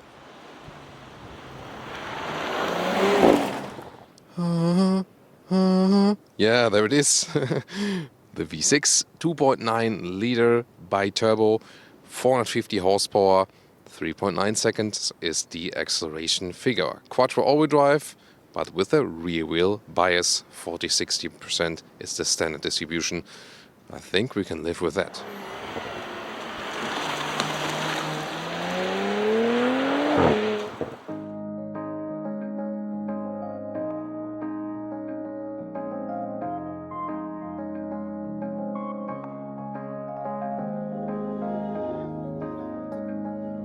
First of all, door closing sound. Yeah, really solid for a vehicle that has frameless doors. Alcantara at the inside of the doors, then carbon fiber inserts here as well. Great build quality and lovely sporty features like these RS5 entry badges. And big RS logo on the floor mats. Yes, that's what we want to have. And of course, my favorite feature, the Alcantara steering wheel. I see the comments coming, yeah, it's not durable and so on. Trust me, it's more durable than you think, and there are also cleaning tips for Alcantara steering wheels, and you will enjoy it every single moment you drive it. Better grip, it's not cold in winter, it's not sweaty in summer, it's just awesome in a sporty vehicle. Every racing driver uses an Alcantara steering wheel, and there's a reason for that. Then the seats usually also come or start with Alcantara on the inside. You should also stick with that. Here with this stitching, or the special honeycomb structure, it looks somewhat cooler, but it's not that comfortable to sit on when it's from animal skin. These are the integrated RS seats. In an S5 you could still get one with separated head restraints. These seats are more comfortable. Here they are already quite stiff, but yeah, more or less okay. Now getting inside, and one of my rules when entering one of my vehicles is you always have to use a shoe tap to keep the floor mats clean. I'm always cleaning the floor mats like all over the place. Yeah, I know, maybe also weird again, but that's how I treat the cars. Then seating position here, when I put it in the lowest position with 1.86 m or 6'1". Still leaves headroom. When you go for the panoramic roof, you have a little less headroom, but still sufficient. Steering wheel control, in, out, up, down, a super smooth process. This is, to me, one of the most important details in build quality. when you adjust the steering wheel and it gives you a great feeling, you immediately think, this is a well-built vehicle. Yeah. What do you guys think? Interior overview, soft touch here, but here a little bit of mixed elements and styling and gaps. That can be done better meanwhile, I think, but cool build quality here. The carbon fiber inlet, Quattro logo, and my favorite clicking sounds, climate unit elements. This is my all-time favorite AC unit ever. I hope it never goes away, but we've seen it. Sometimes it will maybe go away and be a touchscreen also. I hope it won't. This is really so straightforward, but so high class in how it feels, and also with the metal knurling around. Here then with this hovering function. So yeah, that's also a fancy detail for sure. Drive select in the lower part. So to select this one while driving and change the driving mode, yeah, could be better, but again, great build quality. The cool thing here, however, with the RS, we have an RS mode at the steering wheel, and then we can pick RS1 or RS2, and you can adjust them. And for example, set here in this case, it makes sense. RS1 mode is the drive system is still balanced, suspension also, steering is more dynamic, engine sound is already more pronounced, and so on. But then in the RS2 mode, and again you can individualize it, everything is set on the most dynamic and sportiest function. I think that's a very logical thing to put it that way. Shifting pedals here behind the steering wheel, that's cool. Volume control on the steering wheel. Soon more details to the digital instruments. You start with 7-inch smaller screen and analog dials. These are the full 12.3-inch digital instruments. And here, since the facelift in the middle part, you've already seen a 10.1-inch screen. New one with touchscreen. The MMI knob is gone in the middle part, but you can easily reach it here, and there's a good menu structure. Also soon more deals to that. Lower part with USB-A supply, 12-volt power supply, start-stop button as well. And then adaptive cup holders, so small cubby hole right here. And you have this converter automatic gearbox shifting lever with a nice Alcantara covering. And for the passenger, if it's like, Thomas, your music is too loud again, then the passenger can tune it down. Maybe they should leave this knob, right? Then here the armrest, soft covering. You put it up, and then there's USB-C supply now and an inductive charging mat. Then the infotainment system. I really like it because it's a straightforward menu structure, not too much BS in this menu, and you have the vertical menu to easily access everything else. Here, once again, the car menu up close. For example, with the RS monitor you have here, where we see a lot of details, but yeah, usually probably you would leave it in this one, that you can see the driving modes, or if you select one of the RS modes, here when I selected the steering wheel once again, then hotkey to the Apple CarPlay on the left side. This is definitely very helpful, and this B&O optional sound system is really cool, I can tell you. And this is, by the way, yeah, one of my all-time favorite trance songs. You should tune into that. I just love this song, and I love this sound system. Awesome. Really, really cool. I would recommend it. Once again, back to the Apple CarPlay menu. It's a good integration, and I think, once again, straightforward menu. Yes, the MMI knob is gone, but you can very well live with this touchscreen system. The rear view camera is so far so good in one way, but in another way, the resolution meanwhile could be better. Now getting on the inside, in the rear, and whoa, this was close. We have it in slow-mo. Oh wow. That was really close. That's the thing about the sporty looking vehicles. However, if you think about the comparison to the RS5 Coupé, here, this thing is, I can still sit here. Again, remember, this here 2.5 inches or 6 centimeters longer in the wheelbase than the Coupé. Not only in overhang, real the wheelbase, and that's why I can sit here, whereas it's not possible in the Coupé. So, and it's more or less okay. It's of course a little cozy here. Sporty seating position, but also headroom-wise, it works for tall adults. So this car is indeed for tall adult proof. Soft touch at the inside of the door, and again the nice Alcantara. So once again, top in the build quality. And we have Isofix at the outside of the seats, and we have these cup holders, which are really massive. Can be folded out like this. Middle console, 2 USB-A chargers, and also a rear climate unit. You can also get rear seat heating. In the trunk, the cool thing here with the Sportback is this fastback opening, so very good access, and you can see here no problem with the cabin trolley. Already folded one of the seats. There's also ski hatch available. Underneath some more space, and they put the battery here in the lower back part for the balancing reason, for the weight. And then here, the normal length is just a little over a meter or a little over 40 inches, and the width the same, almost just a little under a meter or under 40 inches, and the height here to the cover we are at 20 inches or about 50 centimeters. So really a very well usable sports vehicle. And you can see how wide it really opens. And child safety test. Yeah, that's also very well done. And here once again, really very well accessible, almost like driving in an estate. There is also the RS4 estate, of course. That would be, the other choice. But here I think a good compromise between coupe look and RS4-alike practicability. Welcome to Thomas's Active Driving Lounge with the Audi RS5 Sportback today.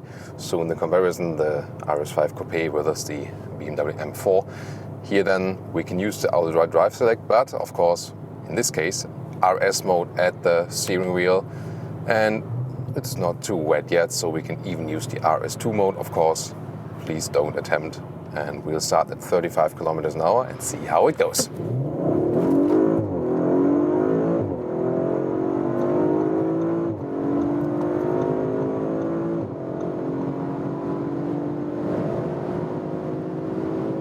That's 200 kilometers an hour, 125 miles an hour. Holy mother of... Phew. That is awesome. And I mean, it was of course kind of extreme, but at the same time so calm and collected. And now here at 200 kilometers or 125 miles an hour, lane change like nothing. Suspension is set on a stiffer tone. And I mean, wow. Noise insulation is still quite good. Not, of course, a comparable level to an Audi S8 we had recently. But wow, how much I'm controlling of this vehicle. This is a pure driving machine. And now, hard on the brakes here. Yeah, whoa, what a braking performance, awesome. Actually, the brakes were almost more impressive than the acceleration even, so that was really super cool. We have the DRC mounted here, as I told you earlier, dynamic ride control, and this means it's not the fixed RS sport suspension, but here it's not adaptive in a way that it really varies in the mode, but you can pick 3 different modes, and these 3 different modes are fixed then. So comfort, auto and dynamic. And when I use the RS modes here at the steering wheel, we are in this fixer or stiffer dynamic mode. And this really brings us more performance here when, cornering and of course keeping it stiff and highway speed and so on. That's really cool, but of course less comfort than in everyday driving life. And I let myself drop back a little bit here so I can lower the window and use also the shifting pedals, show some of the sound. Nice, nice, nice. So this 2.9 liter V6 bi-turbo with the Quattro all-wheel drive, and this is still here the classic Quattro all-wheel drive we all want to have. 40-60% distribution as a standard, and then it varies a little bit, but definitely always rear-wheel bias. Yeah, there are always these remarks here, come on, this understeering, whatever that is. Yes, there is a lot of power also at the front wheels, but to really feel an understeering with this vehicle, you have to put it on the racetrack, because otherwise the all-wheel drive will just help you to bring the power on the ground. 3.9 seconds to 100 kilometers an hour or 62 miles an hour is the acceleration figure, and I think we could truly reach it. Of course, we weren't starting at 0. Yeah, every lane change is so much fun with this vehicle. This Alcantara steering wheel is awesome, and here getting off the motorway, we'll soon head on again. It feels like nothing. This car feels so stable and situated on the road. It's just pure joy to drive. And to me, always a good thing about the Audi RS models is that they still have some kind of comfort compromise. So if you compare them to Mercedes-AMG top models and the BMW M top models, they are even stiffer as for suspension setup and so on. And you might want to have that, but maybe not. So yes, the S5, for example, is still more comfortable, of course, than this one. So the question is, how much comfort and what is your compromise between sportiness and comfort, and in which direction do you want to move it? And it's really like S5 and then the BMW M performance models. Then I would say the light AMG models, C43 and so on. Then the Audi RS, and then the BMW M and the Mercedes-AMG C63 model. So like from more comfort to less comfort, and also then into the sportiness. But of course, I'm not missing any sportiness here. I can still drive this car in the RS mode, but then when I go back and release the RS mode and go here to the comfort setting, I mean, you still feel it's a rather stiff, sporty vehicle, no doubt about that. But you can have it in a more comfortable way, and also set, for example, the cruise control here. This is a normal cruise control here in this vehicle. 80k around, 80,000 dollars is like the base price for an RS5, and with all the extra equipment we have in here, about 120. And then we don't have an adaptive cruise control in here. It's like, seriously? You also have to pick that one, even more optional? I mean, the Mazda 3 for like 20k something has this as standard. So seriously, Audi, I think that's not acceptable. On the other hand, you can say when you buy such a more sporty vehicle, you want to have maybe just a normal cruise control, but I don't think that's really true. But leave me your comments to that. So here in the tunnel, once again, also you can see how the illumination at night is. So nice ambient lighting here as well. And let's go into the RS mode once again, RS2 mode also, because this sets everything on the sporty mode. And what happens when we are already at about 80 kilometers an hour, like 50 miles an hour, and accelerate it out. And goodbye, everyone.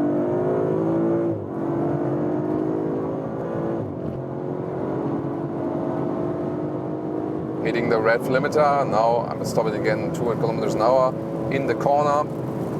Lane change once again. Rain is picking up a little bit, so I have to be careful.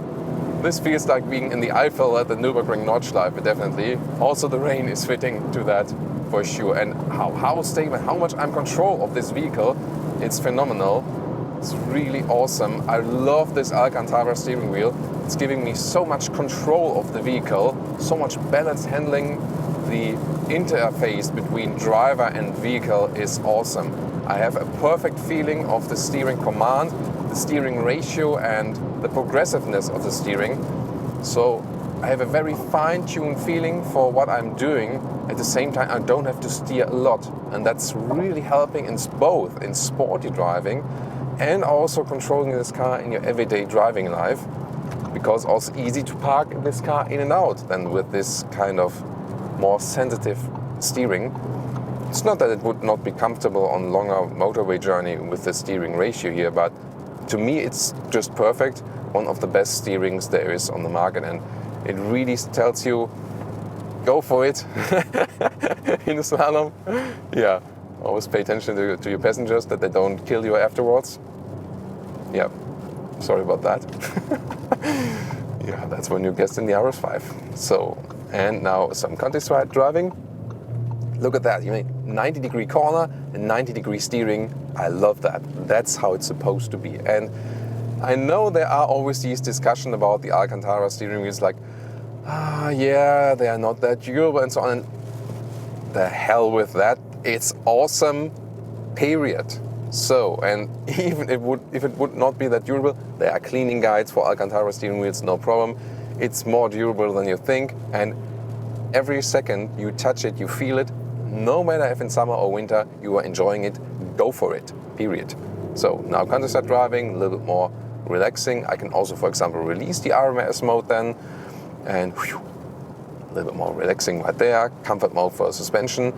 And I could also do things like leaving the suspension in comfort mode, and I say, oh, I want to do like an overtaking maneuver or something, putting the shifting lever here, the central one, back to the, back to yourself, S shifting mode then everything stays as it is, Suspension is more comfortable, but the shifting is just a little more sporty. Gears are turned up higher, shifted down earlier, and of course, as I've shown to you, really nice shifting pedals right here. Go back yourself, maybe to second gear, and then whoa, and this plop from the sports exhaust. Yeah, even that sports exhaust is optional. Talked about this earlier, so that's always the catch. I mean, both with Audi, BMW, and Mercedes, so many options, and you ask yourself, like, at what point do this option list finally end? So that's, I think, I think sometimes also customer rip-off.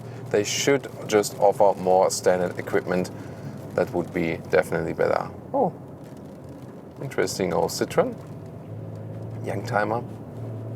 I mean, they really had interesting designs back in the days with Citroen, didn't they?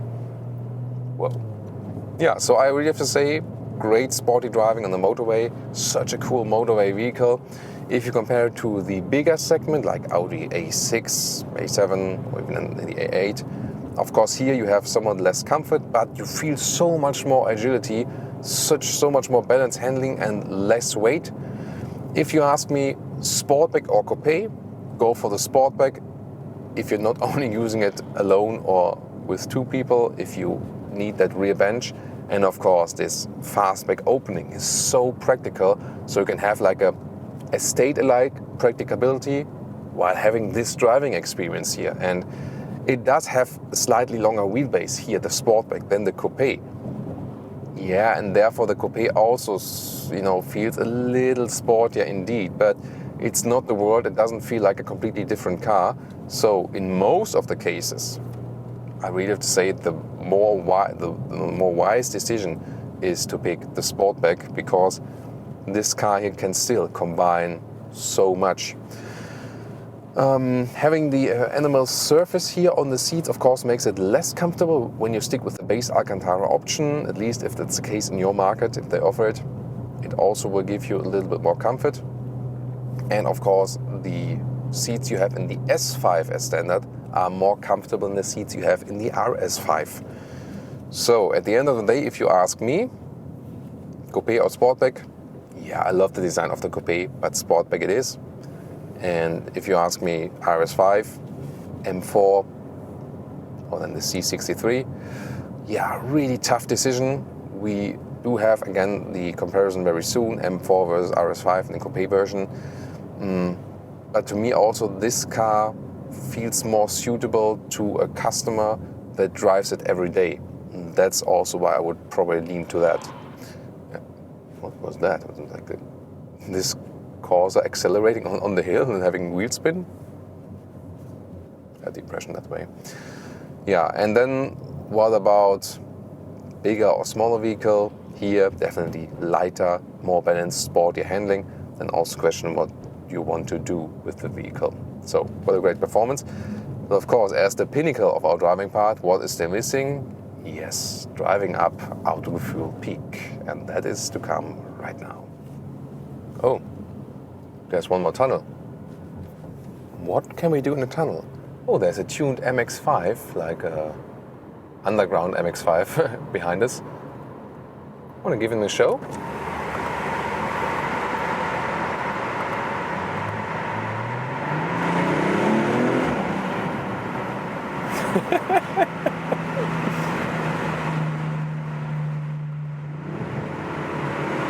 Let's see if we get a response.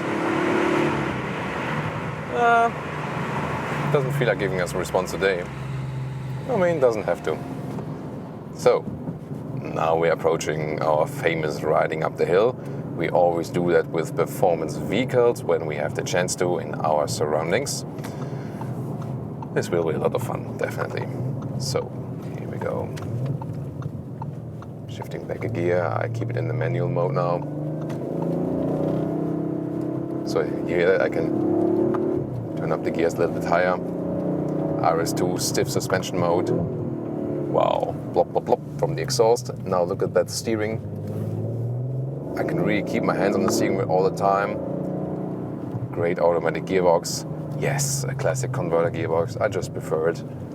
Classic all-wheel drive, rear wheel bias, converter automatic gearbox. That's what we want to have, right? And look at how flawless this car is on the road. And I think that's also a difference. I mean, if you want it more extreme, then get the M3, M4 and the C63 with the pure rear-wheel drive. That is like, you know, the more extreme feeling. But if you like this super balanced feeling, then this is here the vehicle for you. This car is super sporty, but it's one of the smoothest sporty vehicles. That's, I think, the strength of it. So I'll leave you a little bit here to enjoy.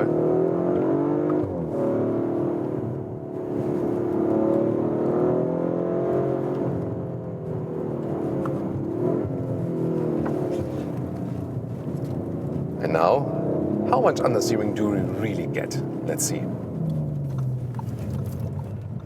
Little bit maybe, but I mean, still really cool.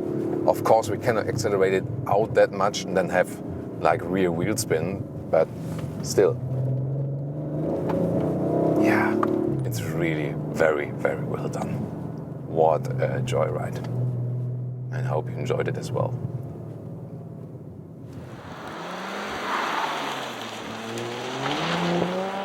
And now to our conclusion for today with the Audi RS5 Sportback. I mean, what a design, really awesome. To me, one of the most beautiful Audi models overall. And here with the black rings and the black design package, even more sinister look. And of course the tango red, really strong color, one of the coolest colors you can pick this vehicle in. Sportback or Coupé? To me, rather the Sportback. Yes, the Coupé looks even sportier, but the Sportback is so much more versatile, especially with this fastback opening. And also, of course, and even more on the interior. You don't have any compromise in driving. It still drives super, super sporty. But the cool thing about the RS models at Audi is that they still deliver you some kind of comfort. And I think they have really found a good compromise. If you want it even more comfortable, go for the Audi S5. This is also a very, very good choice. And if I think about everyday driving life, it would probably also be the better choice. And also price performance wise, this here, as I said earlier, more than 80k somewhat in the entry price and about around $20,000 or euros when you put it in a full spec, even with the additional sporty features. Interior build quality, really awesome. Since the facelift, more with the touchscreen, but you still have a lot of hard buttons left. So I think it's also a good compromise in this respect. The BMW 4 Series Gran Coupé.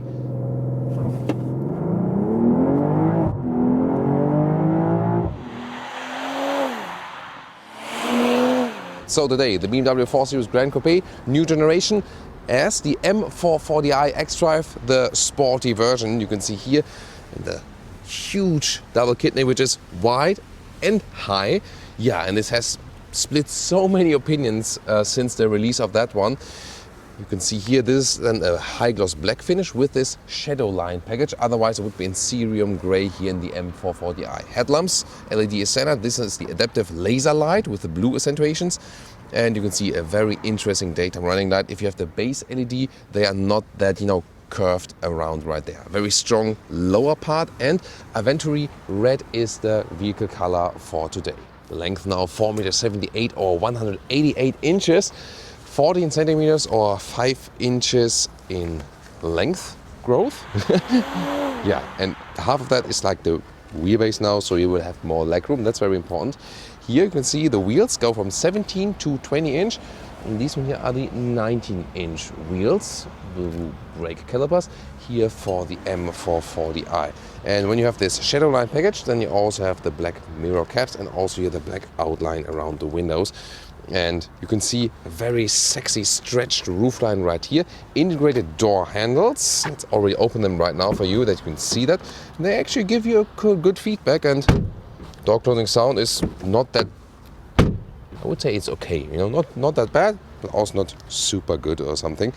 And when we come towards the rear right here, you can see the tail lamps already begin right here. Suspension-wise, by the way, you can get normal suspension, and with the M440i gets a fixed sport suspension. And optional, we have here today the adaptive M suspension available for the 440i and also for the 430i actually. Here the M performance model, small wing lip and lower part, a strong diffuser style, and Autogefühl fake exhaust police alert, because the outline here is fake and the real exhaust on the inside. It looks quite good still, but if you go for the 2-liter 4-cylinder, then you have the real exhaust tip. Here the 3-liter inline 6-cylinder, then you get this. Turning indicators, you can see here it replaces one part of the daytime running light. Pretty cool. Rear, it follows this swinging form. And if you want to spice up the sporty styling even more, here you can get M performance parts. For example, carbon fiber double kidney frame like this, also carbon fiber lower spoiler, and then also special wheels and even sportier style. Nice M valve cap right there. And also here in the side, M performance stickering like this, carbon fiber mirror caps, and towards the rear, once again, the set of wheels. And here a carbon fiber rear spoiler, so even more aggressive styling, together with more carbon fiber here for the diffuser. As for the engines, this one here today, the M440i M Performance 3-liter inline 6-cylinder, 374 horsepower, 4.7 seconds is the acceleration figure. This case then also here with the extra with the all-wheel drive, and at this moment my information is that it's not supposed to come as a rear-wheel drive only model, unlike with the 3 Series M Performance model. Then you can also get the 2-liter 4-cylinders here, like a 430i or 420i, and there will also be diesel available, also the 2-liter 4-cylinder, or later on also the 6-cylinder diesel. Car key, slim and light, good quality, M colors here at the side. Then inside of the doors, also good build quality, soft touch here and everywhere. Optional Harman Kardon sound system with a very good surround sound, so I can recommend that. Of course, it's also not that cheap. Then we have the entry badges right here, and also the colors here at the floor mats. The sporty steering wheel with real buttons still, like that. Here also, for example, for the volume. Then the seats today with the optional M Sport seats. And they come with animal skin only, but the base sport seats, they are actually available in different leatherette colors in the new Sensatec perforated style. We've seen it in the BMW 5 Series facelift, for example. So a more breathable and even higher quality, high grade leatherette. So this is probably the best solution you get in the US, and in, for example, the German market, you can also get fabric on the inside, leatherette on the outside, or then also Alcantara on the inside and Sensatec on the outside. The UK market is quite often kind of left aside. They only have animal skin choices. That's really a pity. BMW should change that.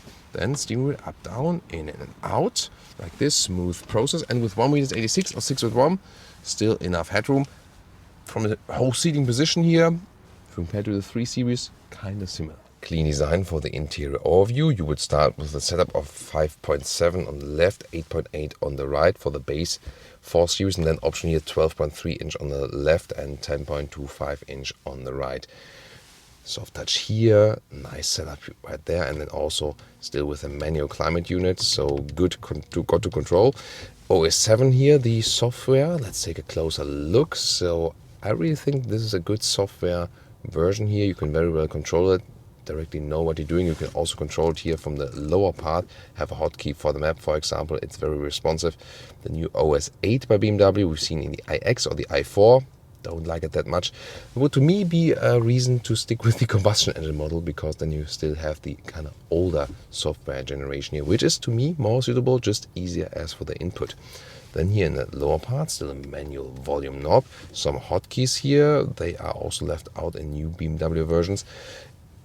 Lately we have no piano lacquer here. And then adaptive cup holders, USB-A charger, inductive charging pad, Apple CarPlay, and also Android Auto is available in the wireless way. Android Auto here since the recent upgrade of the OS 7. Then we have this more classical shifting lever, turn on the engine here backwards like this.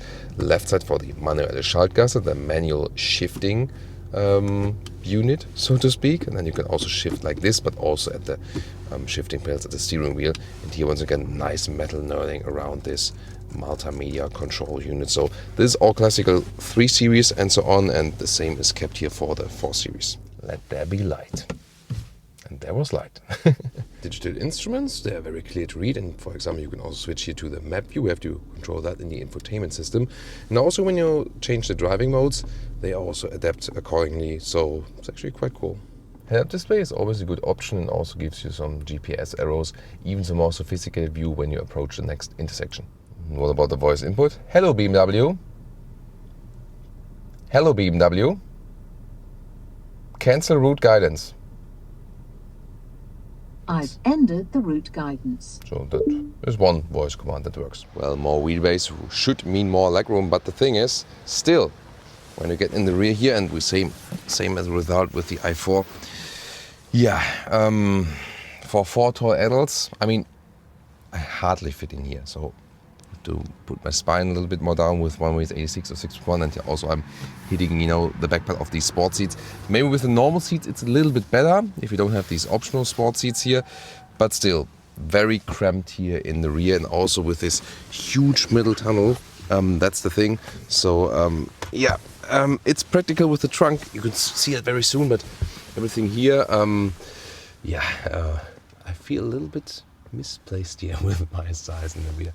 However, we can have here the cup holders. They are also adaptive. You can also fold, fold this down here with the ski hatch like this.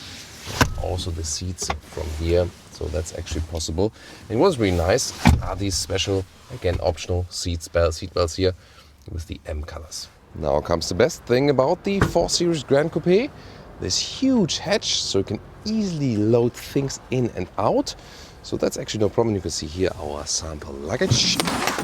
And this is here 1.40 meters, a little bit less in width than if you go a little bit deeper in there. Yeah, I said that.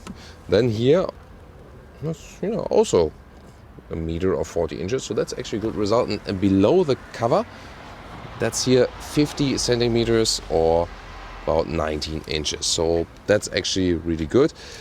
To fold the seats, showed you earlier, from here, or you can also reach over and then do that like this.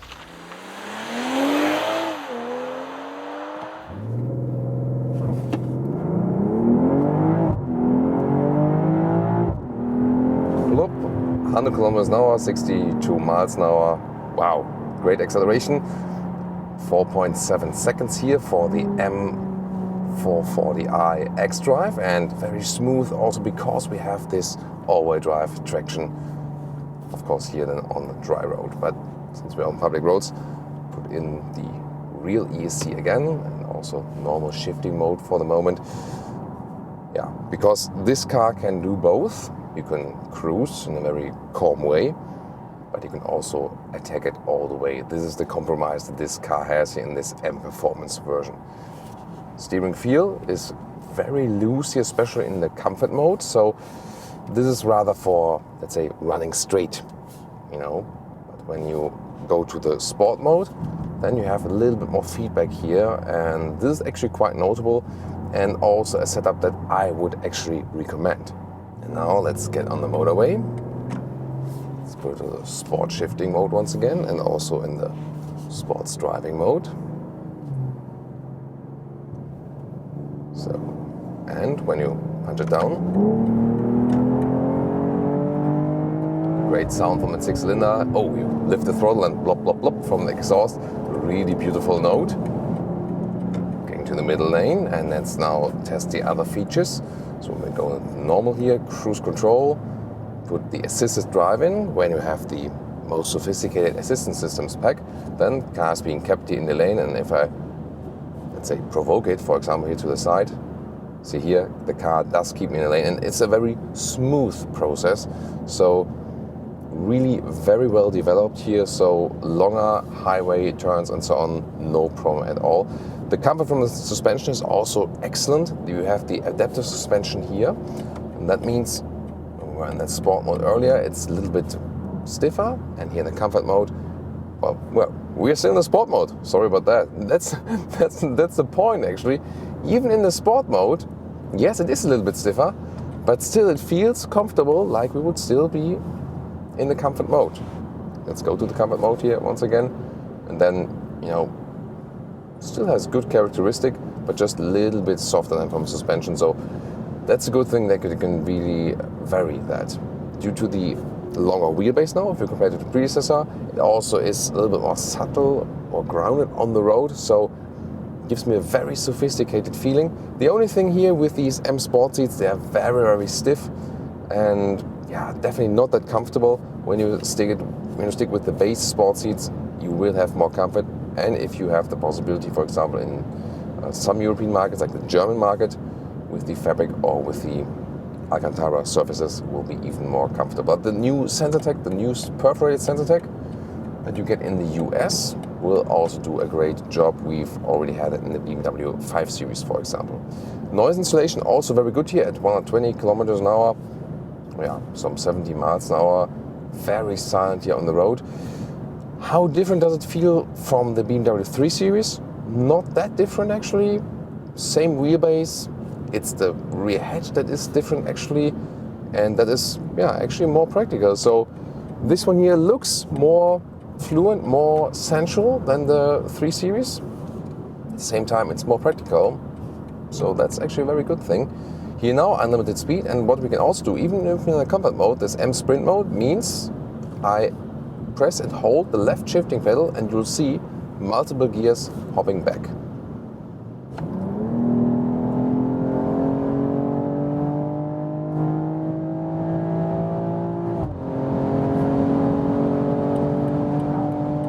That is 100 to 200 kilometers an hour acceleration, so 60 miles to 125 miles acceleration. And you maybe saw that when you were looking closely. So we were hopping back from 8th or 7th gear directly to 4th gear with this function. And I mean, I'm not sure if this is like really intended, but what we can also do when I press the throttle first, a little bit earlier, maybe it's then, So you can basically do that simultaneously, In the moment you hit this sprint button, then already push the throttle, then, you're even faster. Before that, I was delaying the throttle a little bit because then we could see the gear shift a little bit better in this case. So you can see here that was a part of unlimited speed. Now again, it's restricted. And this is actually a very good exercise for this car because once again, it can do both.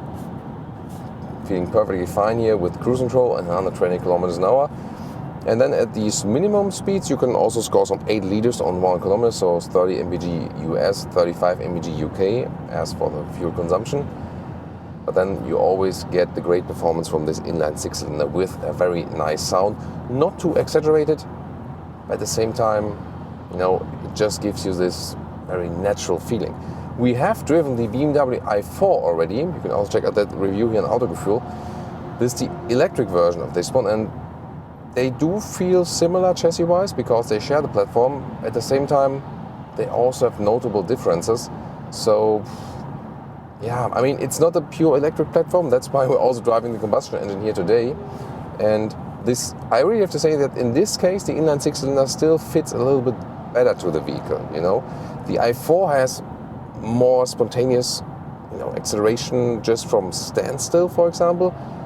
Here, when we are on the motorway and then accelerate a little bit further, you just have more, cultivated power from the combustion engine. So this is kind of like the difference. And because the i4 even has, let's say, in a way more uncontrolled power from this abundance of electric power, this one here feels a little bit more calm and collected, a little bit suitable for that vehicle. And usually the driving experience is, very good with the electric vehicles. It's also with the i4, and also weight-wise it's different. This one here feels a little bit lighter, for example, when doing a lane change. So, but then the i4 has the center of gravity is way lower actually because of the big battery pack in the bottom of the vehicle. So then, at slower speeds, the i4 can feel in a way more agile.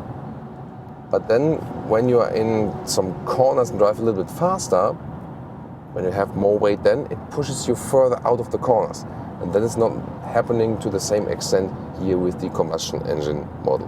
Definitely a great motorway vehicle, but wouldn't go for these optional M Sport seats. So because I'm starting to feel already that I need to change them somehow. It's not too bad, but still definitely can do better.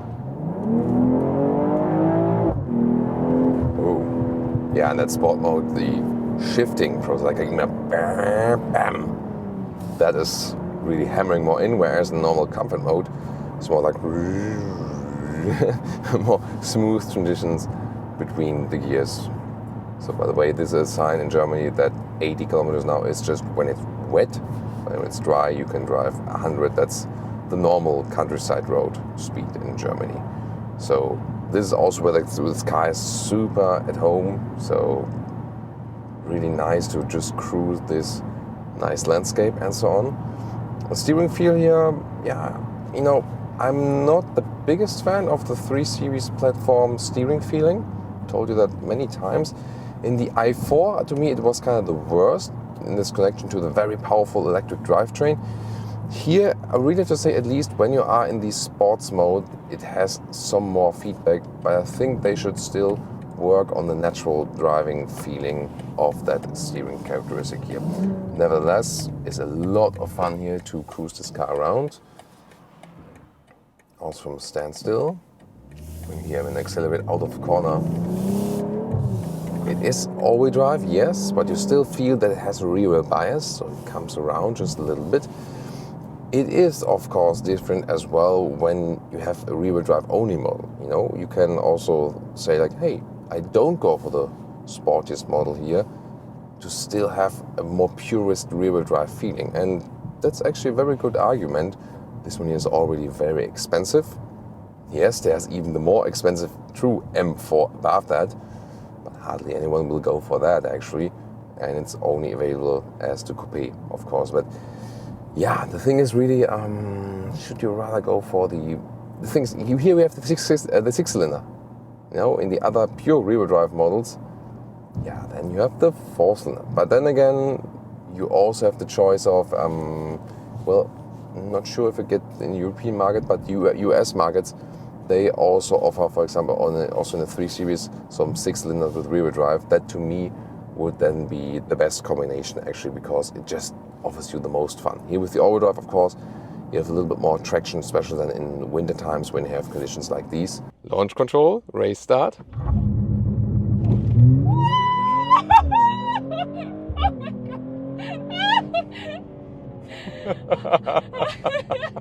Still frustrated with the C63 4-cylinder? Well, Dr. Thomas prescribes you today the Mercedes-AMG CLE53 6-cylinder power for you with an aggressive look and even more. Driving it today, Thomas and Autogefühl in 4K, full screen, full length. Let's go with my Alpine Grey shirt and the Alpine Grey paint. This is a uni paint, by the way, so no metallic paint. I think it looks just stunning. One of my favorite colors here, actually, pretty cool. Here the AMG version of the CLE has this so-called Panamericana grille. I think they don't call it that way anymore, but they used to call it this way. Here in the lower part it's wider, slimmer in the upper part, vertical accentuations. This is also equipped with the optional carbon fiber package. You can see it in the lower part, for example. A nice light signature, also when you hit the turning indicators. And here, special for the AMG version, here we have this air outtake here on top of the hood, signalizing all the power. We're soon going to take a look at the engine and also give you all the acceleration figures and so on. Wheels, 19 to 20 inch. These are the biggest 20-inch wheels. They look pretty cool in this multi-spoke styling. With the AMG Dynamic Plus pack, you also get the red brake calipers, and then you also get the launch control with it. 4MATIC Plus means it's an all-wheel drive, but it still has rear-wheel bias, and it's more variable than with the normal CLE version. 4.85 meters or 191 inches is the length. And you get adaptive suspension here as a standard, of course with the sportier AMG setting, and also rear axle steering. The rear wheels can move up to 2.5 degrees in the opposite direction, and that is also standard in here for the CLE AMG version. It's not available for the convertible, by the way. And the normal CLE, you can get rear axle steering in Europe, but not for the US. So if you want a CLE with rear axle steering and you're in Northern American market, then you have to say, maybe at home, yeah, that's why we need the AMG, you know. Then here in the rear, you can see the light signature. In the middle part, this blacked out part, which is not really my favorite. And here you can also choose in which color you want to have the AMG badge, depending on the package you get. In the lower part, more carbon fiber with this pack. And the exhaust, Autogefühl fake exhaust police, is active because the real exhaust on the inside at least the air does run through here.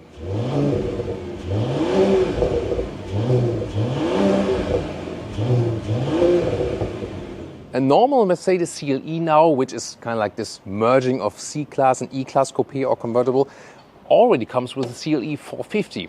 Then 3-liter 6-cylinder with 381 horsepower. Here it makes 450 horsepower. Why? Here is not only the turbo, but also an electric compressor that adds a little bit more horsepower, and especially there that you have more power in the mid-range figures of the RPM. Very interesting. Plus 23 horsepower from the electric boost, because this is also a mild hybrid engine. And you've already seen here, for an additional rigidity measure, you have this dome strut here connecting these two domes. That's why it's also called dome strut. And yeah, this can save you then from the 4-cylinder frustration. Key fob, it's really nice. AMG badge on the back part. Then frameless doors, of course. And yeah, for that, doesn't have the best door closing sound. Rare vehicles with frameless doors also have good closing sound. And here inside of the doors, everything is covered. And the inside of the door pockets, however, yeah, this is then again hard pack. At that price, not so sure about that. Steering wheel, you can get different steering wheels. This one here with the microfiber on the sides, but you can get also one that is almost entirely microfiber. That would be my favorite. Is also microfiber here. Here in AMG style is always with a 2-spoke design. This here, as soon as I hit the ignition, then you also have these additional controls. On the right side, you can control the driving modes. It's actually very good to do that while driving. On the left side, for example, separately the suspension also. Then the seats, these are the normal sport seats, and you can already get them with microfiber. You can also get the performance seats, also with microfiber on the inside. These are then holding you a little bit tighter. These are a little bit more open, just like the Decision. But the most comfortable setup would be here the comfort, not called comfort seat, the normal sport seats with the microfiber setup. That is the most comfortable and also the most animal-friendly choice. So that's my recommendation, and with the microfiber steering wheel. With the 189 6x2, still leaves some headroom. One of my favorite features here, the fail again. One of my favorite features here, we let that in editing, it's maybe funny. Here, seat belt reacher. There we go. Easy comfort feature. That's pretty nice, isn't it? Both for Coupé and convertible. Here, when you open the door, it goes back again. Interesting, by the way, when I put the seat forward, you can see that the head restraint automatically moves down like this. And when I move backward again, it moves up again. It's interesting, isn't it? Also manually adjustable here like this, also possible. Cockpit, I really love these turbine vents here. Yeah, great in styling. Also ambient lighting is around there, and they have a clicking sound as well. It's pretty nice. Vertical screen setup. Here we have more carbon fiber. I think it really fits then in this whole scheme, definitely. But then a lot of high gloss piano lacquer here. There we go. And we slide them open. You have adaptive cup holders here, but they don't hold the bottles tight enough, I feel, to USB-C chargers. There's also inductive charging pad in here.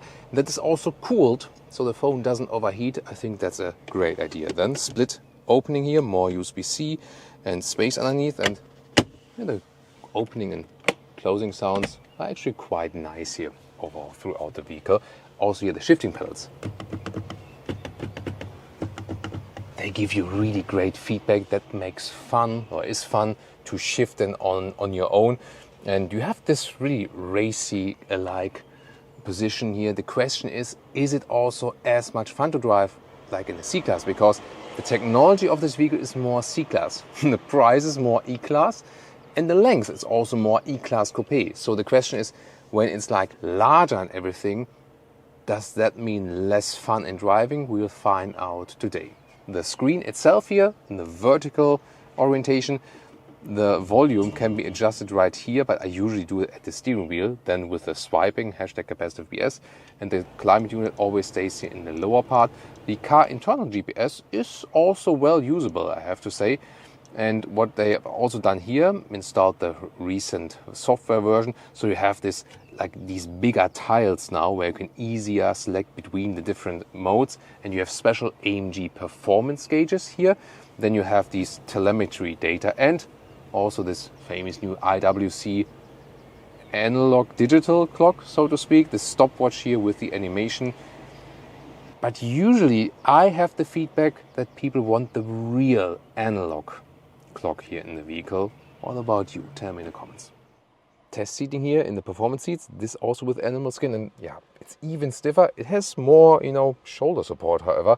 So most difference is really when you have the microfiber, then it's more comfortable. So the most comfortable setup would be the base sport seat with the microfiber, and the least comfortable, yeah, probably this combination animal skin and the performance seats. Here the panoramic roof is also inbuilt.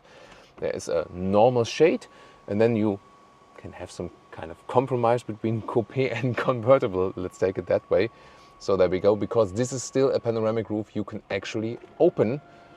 There we go, it's actually very large considering that vehicle, both in the width and here also in the length. Now Leah is helping us with the seat setup, because when she is on the passenger seat and she is going all the way forward, so what is maximum possible, then the question is, can I still fit behind her in the back seat? Going towards the rear, so pull the strap here, there we go. Then the seat goes a little bit upward and also forward, so that's actually a good idea. There we go. Then I can slip in there, let's try. There we go. So, and well, the main problem is that, first of all, yeah, I mean, it's a black hole here, basically.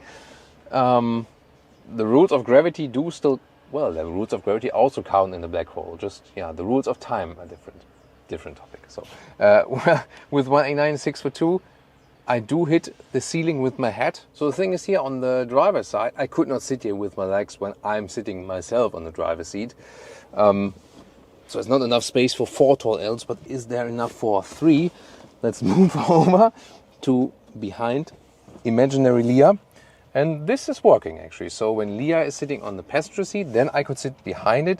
So 3 tall adults does work. Anything above that, you have to, yeah, have some kind of a compromise. But the comfort is also really tiny, slim, and yeah, it's more to me, let's say, upgraded emergency seats. When you use the rear view camera, here the logo is flipping, and the second use case is when you open the trunk, then it does it as well.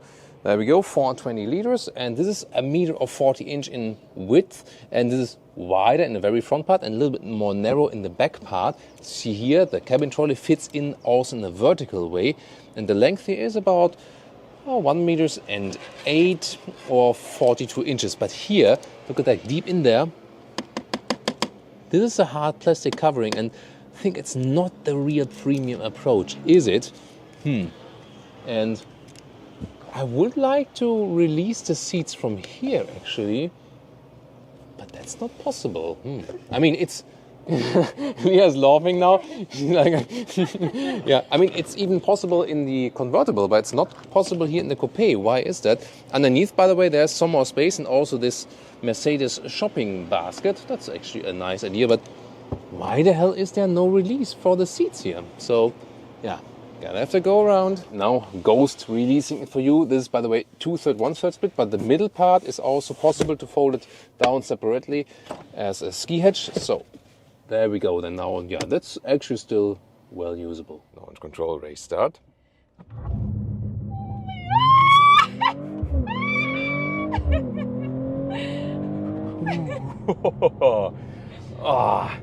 Whoa, seatbelt is holding us really tight. There's an additional safety mechanism.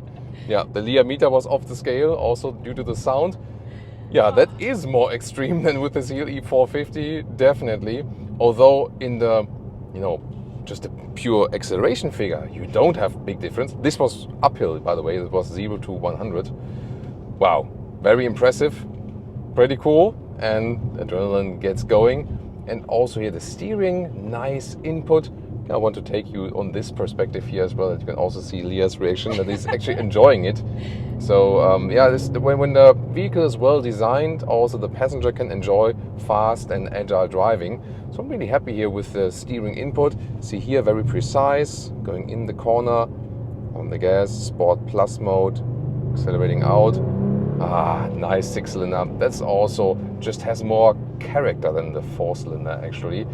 You have to think about, however, that the C63, C43, they are also very good in the agile driving. So not that it's worth to spend all the hate on these vehicles there, but the 6-cylinder has definitely more character. That's what you definitely feel.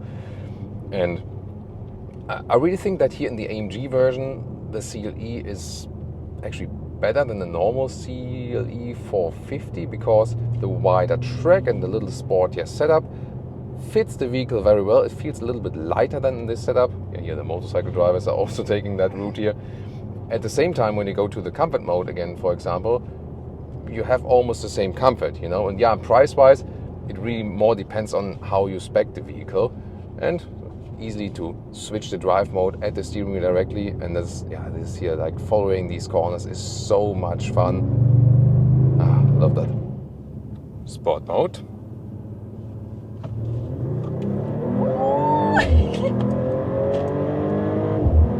Plop. Woo! That was 40 to 120. Nice performance. Yes, the 6-cylinder is back with AMG. Also here, you know, towards this, let's say, more affordable segment, besides an AMG GT and so on, we still have an 8-cylinder. So yes, this is more emotional than the C63. However, there's also a larger vehicle, and soon we'll also go in some dynamic bends and so on and see how it is as for, you know, driving in the corners and so on. Here, more driving straight. Motorway. Sport mode is of course a stiffer suspension. Comfort mode then is a little bit more forgiving, and then it's also more or less comparable with an like CLE450. There's not much comfort loss than here in the comfort mode. In the comfort mode, when we do like a lane change here at higher speeds, nice and really precise from the steering wheel as well. In the sport mode, more feedback from suspension, also from the throttle input here, for example. Great grip at the microfiber steering wheel, and here at the moment the service is very nice on this motorway. Then it's no problem also to drive with the sport mode all the time, as for the suspension mode and so on. It's actually also a good motorway cruiser here. So when I set the cruise control here, also with the active lane keeping assist, it's keeping me also in the lane. Also the distance to the cars in front of me is being checked. There we go. Always when you see this green symbol here from that steering wheel with the 2 arrows. Yeah, there we go. Then it's actually activated. 9-speed converter, automatic gearbox. It's also doing a good job. And well, the sound, of course, in the Northern American market versions, it will be even more pronounced when you heard it on the exterior. These are here the European vehicles. And always when you want to access the power, yeah, it's right there. Definitely more fun to drive the 6-cylinder than to just drive a tuned 4-cylinder, where you also don't have the maximum power available at all time. And yeah, here you just always have that power. And also at 120 kilometers an hour here, it's decently silent, so very well insulated as well, as we also expect that from Mercedes, and also at that price point. Yeah, so I like that too. Has a good feeling on the motorway. Comfort from the seats could be indeed better, as I said earlier. If you have the microfiber surface, that definitely helps. But the competitors are playing out Mercedes at this moment as for the comfort game in these seats here. Yeah, just have to be aware of that. And also these shifting pedals, you can always shift down a gear or something, then you can directly access the gears a little bit better. That's also a nice thing. But how agile is it in the corners? Right, there we go. Nice. That's cool. Oh, we also have some spectators here. Then shifting pedals, you can easily shift it back. Very nice, and then out. Yeah, really have this feedback, the physical feedback from the shifting pedals, and then of course the acoustic feedback. I think Leah is enjoying that too. It's really nice. Yeah, I mean, it's really strange, because sometimes in some corners Leah is getting sick depending on the car, and sometimes she's enjoying it. It must really be the physics of each vehicle. We have been driving a CLE450 Cabriolet earlier. This now here, the AMG version. What would you say? Is it better here in this sportier version? Yeah, it's better? Yeah. It's interesting. You know, sometimes it can be better when the car is sportier, because then it doesn't shake up so much. Here also in a Sport or Sport Plus mode, suspension is stiffer, and maybe you're just getting, you know, more settled in the seat basically. The G-force, of course, just physics the same, but the vehicle shakes up in a different way or not. And yeah, here in the tight corners, the rear exit steering is also active. You really feel it, even as a passenger. So especially when you're driving really slowly in the car, it feels almost like the car would be coming around with the rear a little bit. Also, the all-wheel drive is rear biased, and the acceleration figure from standstill is 4.2 seconds. 4.4 it would be to 1 kilometers an hour, 62 miles an hour in the CLE450. Here in the 53, it's 4.2 seconds, so even a little bit quicker. Yeah, that might not be the biggest difference. The bigger difference is that we have here the wider track. That also translates into a better driving experience. So usually, I honestly have to say, in many cases, I'm not a fan of the AMG version of the vehicle and often have preferred the normal, more comfortable Mercedes version. But in this case here, I actually have to say that the CLE53 AMG does indeed not only drive better, but also just from the whole characteristic of the vehicle, it feels more suitable to the car actually. And yeah, that's a pretty interesting thing, isn't it?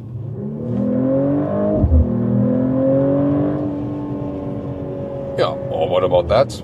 Maybe a little bit more speed here. Lane change. Whew!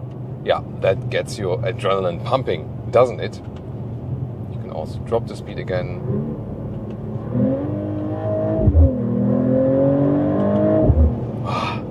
Yeah, you really get this, like this punch with every shifting, and that is also a difference than you only get here in the AMG version. Soon also available the new Autogefühl caps, by the way. We are preparing that at the moment for you. Well, about the CLE here in the AMG version, we had a lot of fun driving it, and it really suits that vehicle to make it a little bit sportier because it is large and feels kind of heavy, and that's why adding some sportiness is really adding to that whole character of the vehicle. However, when you think about now the C63 or C43 comparison with that 4-cylinder, yes, here you have that 6-cylinder character, that's somehow cooler. But, despite all the hate and so on for these 4-cylinder vehicles, they are very good in the driving dynamics and feel a little bit lighter. They are also lighter than this one here actually is, so you also have to take that one into account. BMW M4 versus Audi RS5, almost 1000 horsepower in this comparison review. You wanted to see more comparisons? Well, that's what you get. Let's go.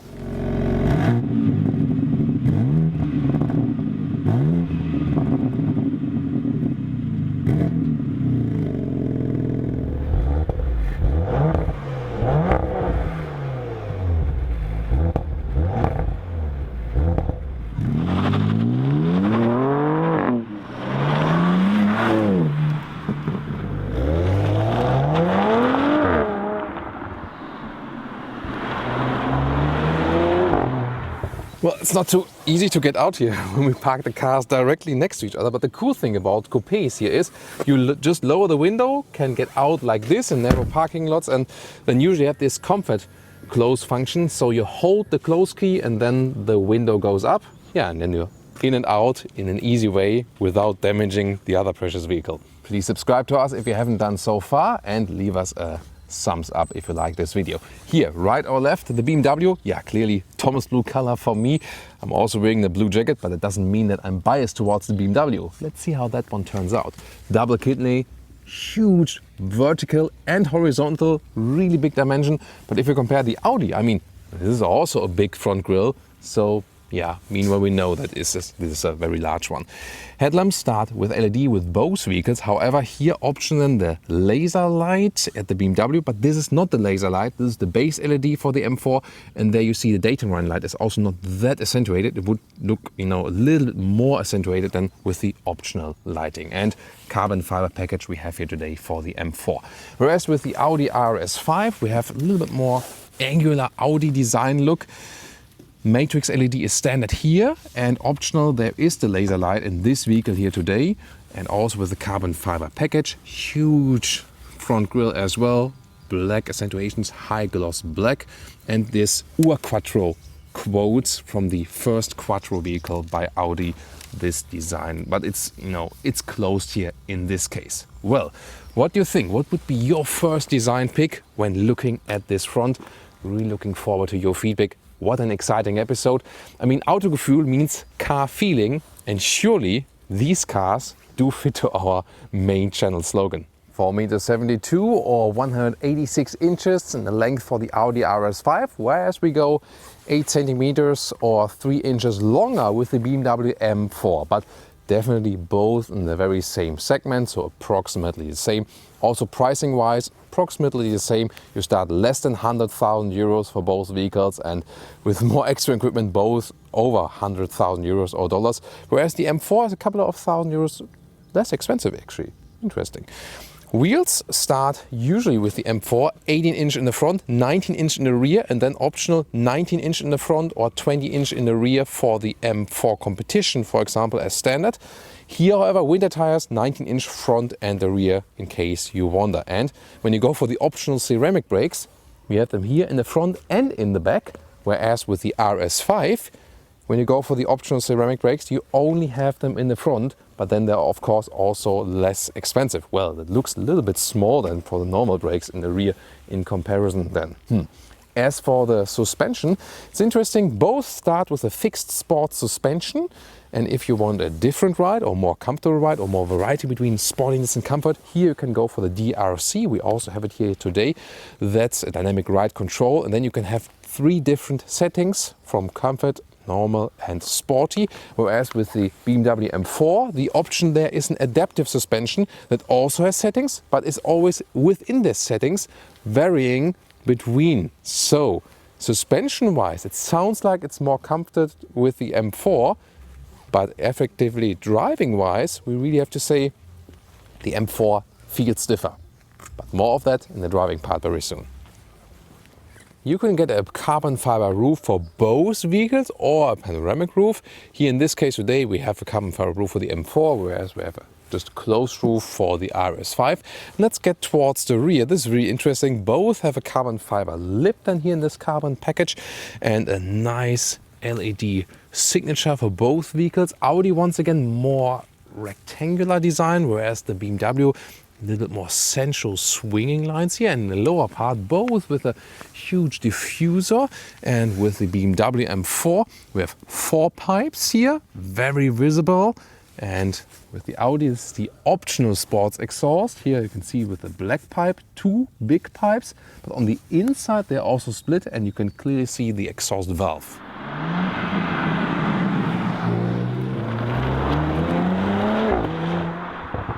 V6 versus inline 6, this is the question for the day. So 3-liter inline 6-cylinder with the BMW M4, 480 horsepower usually, 510 horsepower today with the competition package, and rear-wheel drive only for this model. But however, you can also get an all-wheel drive model if you want at a later stage. Whereas the Audi RS5 is always all-wheel drive, quattro, 40% front, 6% in the rear is the standard distribution. Here we have 450 horsepower, so a little bit less horsepower. However, the acceleration figures both 3.9 seconds. In this case here, again, the all-wheel drive model of the M4 will be the fastest then. If you compare the Newton meter figures, here 600 Newton meters of torque, whereas the BMW M4 goes with 550 in the standard model or 650 then more here in the competition model. And design-wise, well, you see here this RS carbon fiber covering, 500 euros extra if you want that, and then this looks better than this does. No Autogefühl comparison without the key fobs. Well, in this case a little bit unfair because this is an optional key fob here of the BMW M4. You can also get a normal one, and you also get a secondary normal one with the vehicle if you order this special one. The Audi here quite slim and light, but both from high quality. And door closing sounds here with the Audi today, and then with the M4. I would say the Audi sound a little bit better, or what do you think? Let's start the interior with the BMW M4. You can see here the M steering wheel with the contrast stitches on the inside, carbon fiber use, shifting pedals here also with the carbon fiber cover, 12.3-inch digital instruments as standard, and you cannot configure that much on them. And the seat either comes with a normal sport seat or this one here in a special performance package with the bucket seat. Some Alcantara use, but still a lot of animal skin use. but it looks really, really fancy. But will it offer some comfort? We will soon check that one out. Let's take a look at the RS5 in comparison. So this sport seat here is standard, so there's no option, but usually it would come with Alcantara on the inside, so a wider Alcantara surface for the Audi. That's definitely better than in the M4. And we also have this lovely Alcantara steering wheel here. That's really my favorite RS badge and just offers the best grip, and I would always go for this one. Also 12.3-inch digital instruments, and here with Audi you can adjust them a little bit more. Let's get inside the BMW M4. Of course, a shoe tab here, famous. And, well, headroom-wise, no problem with 1.86 m or 6'1". And, well, this seat here is really, really stiff everywhere. It's really suitable for the racetrack. And the moment you sit here, it's like, oh, I can't drive for a longer time in this one. But the funny thing is that on long term, it's of course not the most comfortable vehicle overall. But these optional sport seats are more comfortable than the base sport seats, for whatever reason. The only thing is here, you know, this stiff carbon fiber part here in the middle, right here. Yeah, I'm not so sure. I don't need a carbon fiber between my legs to have something stiff between my legs. Oh. So, and then steering wheel up and down, in and out, smooth process. However, the form is to me not that pleasing than with the Audi RS5. This M steering wheel form is a little bit thicker in the upper areas. Interesting that we have these configurable M buttons here, left and right side, so you can adjust them M1 or M2 and have really sporty settings on them then. And digital instruments, once again, they're actually quite good to read. You have also an optional head-up display. Middle part here, 10-inch central screen. Latest voice input, that's better with the BMW. The map is really responsive, like that. And Apple CarPlay and Android Auto is wireless only. And you can also have the M menu here with all the settings. Configure your M1 and M2 settings and engine, transmission, chassis, steering, brake, DSC. Really individualizable, this vehicle. Climate unit, gladly still with a manual control right here, like that. Carbon fiber used for the middle area here, middle console, and then it's an inductive charging pad. The Apple CarPlay or Android Auto is only wirelessly, and sometimes that's a little bit annoying because the connection, sometimes just for a brief of a second, is getting lost when hearing music, and to me that's really annoying. I prefer that when you still have the cable option. Interesting also, this area, you can not only use the touchscreen but also have it here while driving, for example, this turning and pressing knob with some hotkeys. Here you can adjust the shifting characteristics and also go to the M mode and the setup. So this car can be individualized for the racetrack. That's the special thing. A little bit more complicated in the user interface than the Audi. And some more space underneath with a USB-C charger. And one detail saying I'm the racier car of both. Here, this top part here of the head restraint, you can remove that with, you know, pulling some screws, and then you can have your helmet inside the vehicle without, you know, hitting this here, so to make it even slimmer. Again, one detail that says the M4 is the more racy car in comparison. And sitting in the rear here, the BMW M4 works headroom wise when I'm a little bit cramped, but legroom wise is important. It works with 4 tall adults overall in the vehicle. These bucket seats are very slim. That's why, you know, that could be something you can argument, you know, when you talk to your partner, like, yeah, I need to get the sporty bucket seats because more space in the rear, you know. Now getting inside the Audi RS5, and there is a feature here which also shows that this car is more leaning towards a little bit more comfort.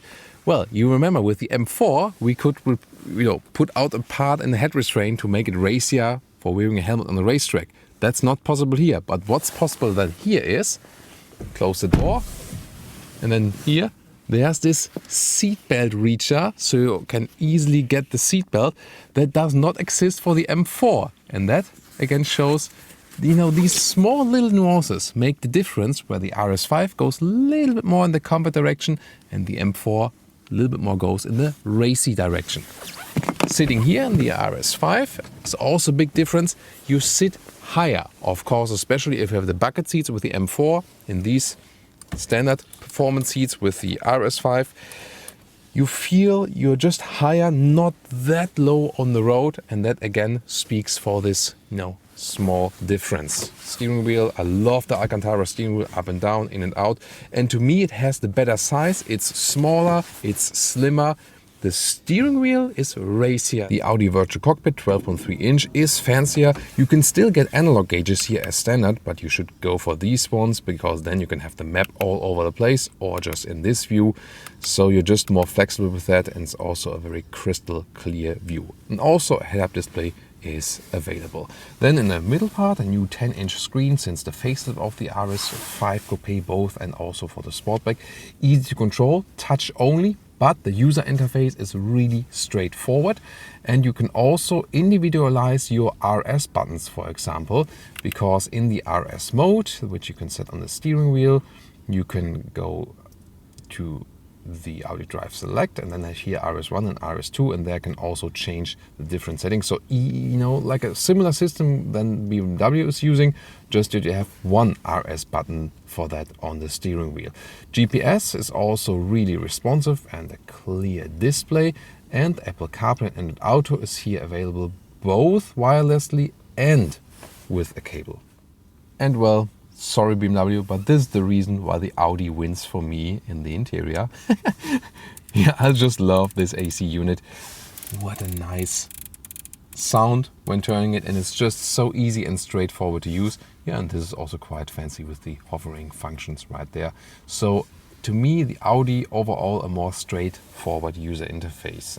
Lower part than USB-A device, adaptive cup holders, and then nice Alcantara covering also here for the automatic shifting lever. Yeah, however, the BMW would also be available as a manual. That is not possible here. And one of the unknown awesome details in the Audi is here, the cup holders are designed in a way, together with the key, that the key directly fits in here and is really fixed and well stored. Well, and rear seating in the RS5 Coupé, both headroom-wise and legroom-wise, not that good as in the BMW M4 Coupé. And the reason is here, the thick seats, especially in comparison to the bucket seats. So if you would have the M4 with the normal sport seats, the difference wouldn't be that large. But then the difference here to the M4 with bucket seats to here, clearly I cannot sit well here, and also headroom-wise it gets close, yeah. So not really four-tall adult proof here in the RS5 Coupé. That's the reason why Audi is offering the RS5 Sportback then. So what can you load in these performance mid-size coupés? Let's compare the trunks or the boots. Here the width is a little bit less than a meter or less than 40 inches. The length here in the M4 is 36 inches or around 90 centimeters. So that's shorter than in the RS5. However, the height here is quite good. This is 20 inches or around 50 centimeters. Whereas now in the RS5, and you see we folded also seats with both vehicles, that's possible. Here, the RS5 is longer, yeah, the normal trunk length, so almost a meter or almost 40 inches. The width is also a little bit more. However, it's a little bit less deep. So here 19 inches or a little bit less than 50 centimeters. So that's the difference. Overall, I have to say that the RS5 a little bit better usable in the trunk. Welcome to Thomas's Active Comparison Driving Lounge. We're starting with the newer vehicle, the BMW M4. We go here to the M mode button, that we have the speed in the middle part, and also assistance systems are drawn back.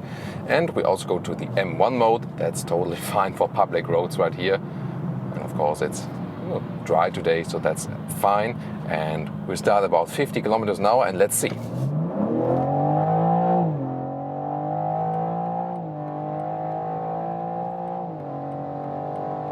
That's 180 kilometers an hour. Whoa, whoa, whoa, whoa, whoa, whoa, whoa. Impressive.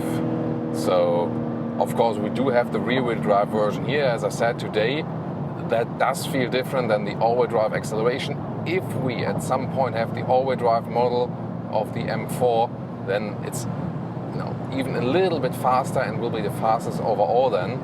But of course, I mean, it just feels more extreme than the RS5 does. And even if we are at speed here, like 140 kilometers an hour, and I floor it down,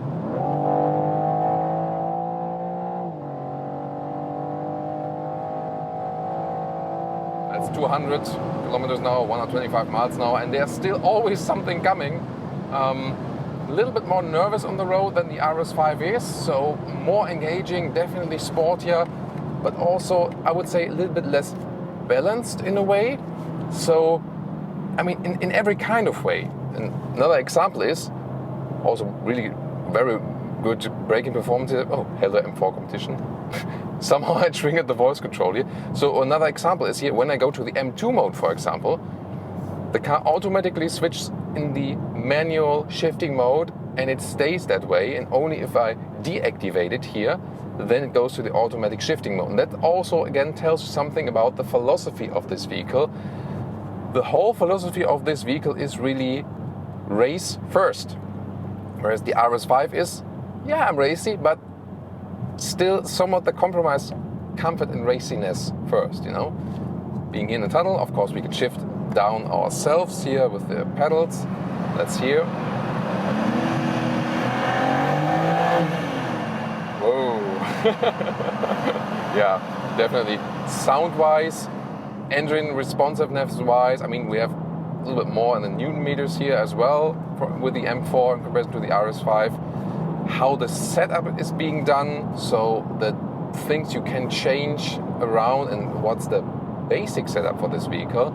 Also suspension-wise, this is definitely stiffer than the RS5 is. So although we have 19-inch wheels here today for this one, for the M4, and 20-inch for the RS5, this one here is stiffer because the suspension is just stiffer. Would it still be, you know, usable everyday as an everyday driver, number one vehicle? Yeah, somewhat, because we have the adaptive suspension here, so that's somewhat okay. Steering is extremely direct, however, not as progressive as with the RS5. So here in the, you know, low degree angles, that one is a little bit more loose and not that responsive as with the RS5. To me, the RS5 has the better steering feeling. It just feels more precise. And this one here, yeah, here a little bit, you know, not enough. And then here it increases too much. So I think overall with the BMW 3 Series, they didn't get the steering ratio quite right. And I said it a lot of times before on 3 Series review. The BMW 3 Series is supposed to be the reference point for BMW in the core brand sportiness and the steering feeling. But that's the vehicle which has the worst steering feeling at BMW. That's one of the biggest criticism points here to me about this car. And one more time, we're gonna accelerate. Oh.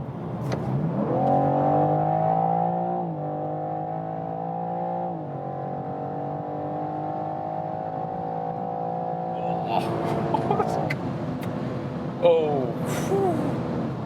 Hey. And this is here my Nürburgring Nordschleife corner where I can drive higher motorway speed. Whoa, and this car feels so aggressive. Still hooks up to the road quite well, and you hear the wind noises. So it is definitely louder than the normal 4 Series or 3 Series. So you always feel that with the M models, they, you know, some don't pay the biggest attention to sound dampening because probably they want to have the customer to experience the engine sound a little bit more. That's also on the cost of the wind noise. And I also feel that it is here a little bit louder than in the RS5 overall. But the coolest thing about this vehicle is definitely the engine. It's so extremely responsive. Yet again, if you keep it cruise control motorway, oh yes, and by the way, we also have a cruise control in here. Then you can even go some like 9 liters, 1 kilometer, so some 30 mpg regions. Well, of course, if you floor it out, then rather, you know, the like 11, 12 liters, 1 kilometers, 20 mpg regions. Welcome to the tunnel.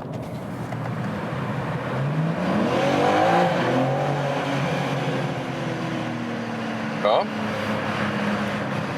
once again, why not? And now we're going up Autogefühl's peak, see about the driving agility of this thing. See here, steering, we have to turn it quite a lot, but whoa.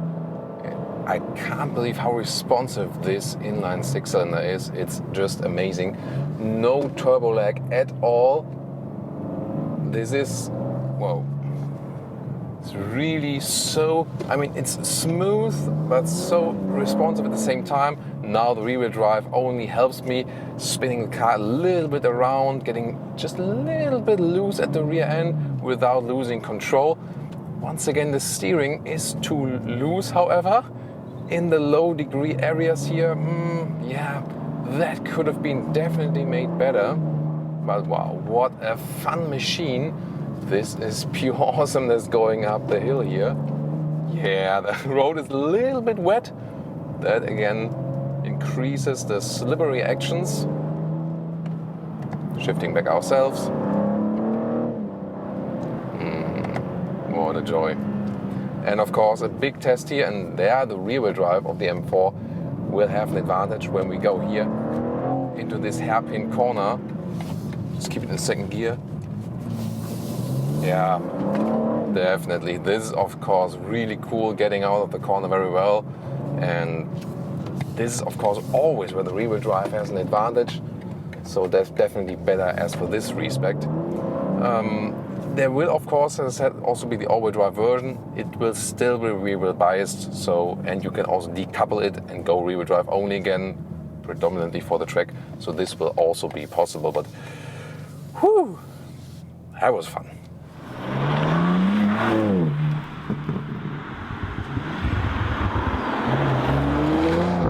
And now welcome to the Audi RS5 Coupé. We put it here in the RS2 mode, the sportiest mode that is available. Set all on the performance. We know the acceleration figure is the same, but here then with the all-wheel drive. And what about the sound? How will this one here perform and feel? Will it be different? Let's see. We'll start here about 30 kilometers an hour and accelerate it out.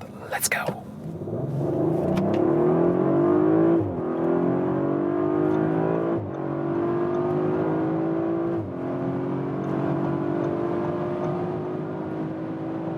And that's 200. Whoa. 200 kilometers an hour, 125 miles an hour. And once again, great acceleration. More, well distributed, of course, with the all-wheel drive, and here lane change. And I mean, the suspension is also quite stiff, but I still feel more comfort, although we have bigger wheels here, 20-inch wheels.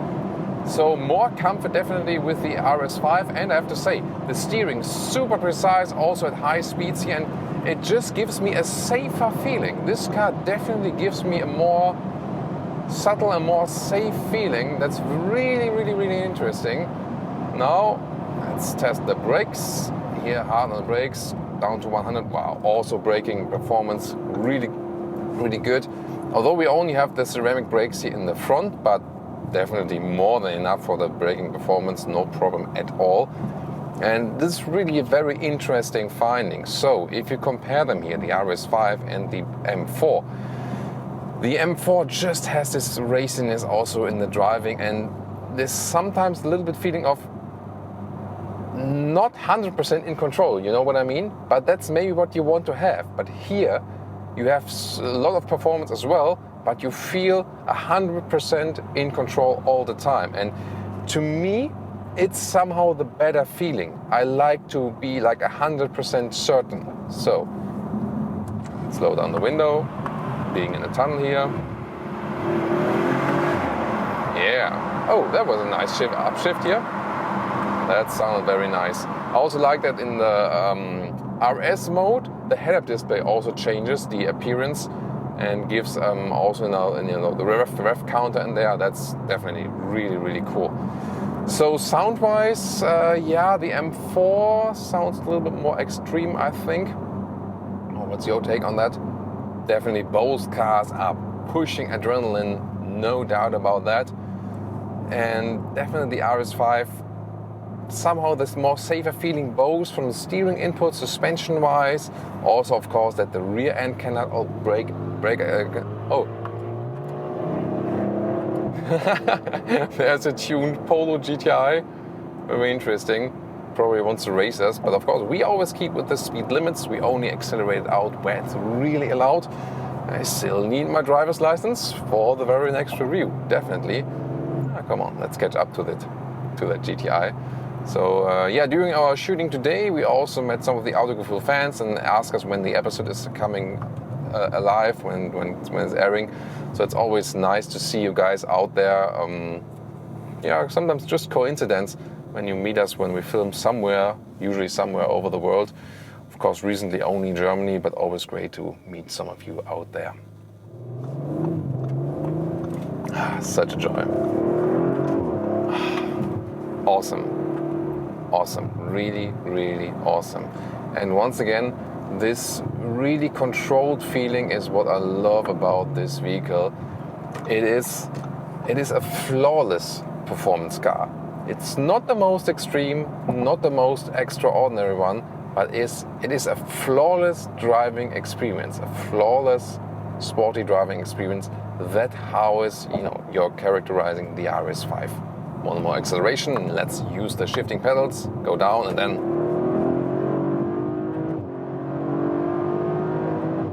in the rev limiter. And this long turn here, my Nürburgring Nordschleife corner, 200 kilometers an hour, 125 miles per hour. And here again, the car just feels more balanced than the M4 on the road.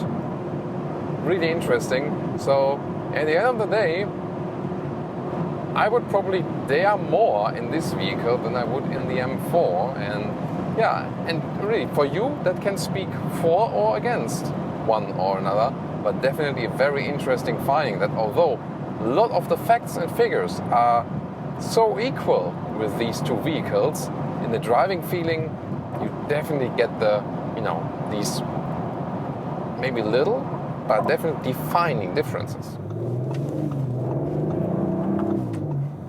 Every red traffic light is in this case then here a reward, because that's when you come to a full stop and can accelerate it out again. Another tunnel.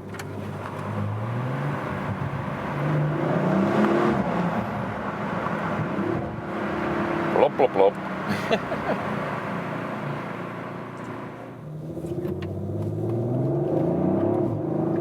Yay, and our agile driving up the hill here with the RS5 and whoa. Awesome. I mean, the performance is definitely there. Yes, the M4 does have a more loose rear axle in that rear-wheel drive version. And if you put the M2 mode there, you can get really loose with the rear axle. Not unlike here where we have the all-wheel drive. Yes, we have rear-wheel bias, but still there's always power on the front wheels. So this is then the main difference. However, I really think that the interface here between human steering wheel, so human car and the road, is better here with the RS5, because the steering wheel is smaller, somehow cooler, Alcantara surface all the way around, and I mean it has the right size and also the better steering ratio. I think it just feels more precise and gives me a better balanced handling feeling for this vehicle here. Let's catch up to this Jaguar F-Type right there. Wow. I mean, awesome performance from the engine. Oh, now silent and slow for that doggy. Always respect, of course. So then we can go again. I mean, yeah, it's such a well-balanced feeling here with that vehicle. That is really awesome. That's what I love about the RS5. Once again, if you like it more extreme, if you like it more loose, then you will be happier with the M4. But if you like it very well balanced and at the same time super sporty, then the RS5 is for you. And yeah, just again, steering feeling and the whole user interface, I have to say, starting from the interior and also then from the driving interface, is, let's say, easier here with the RS5.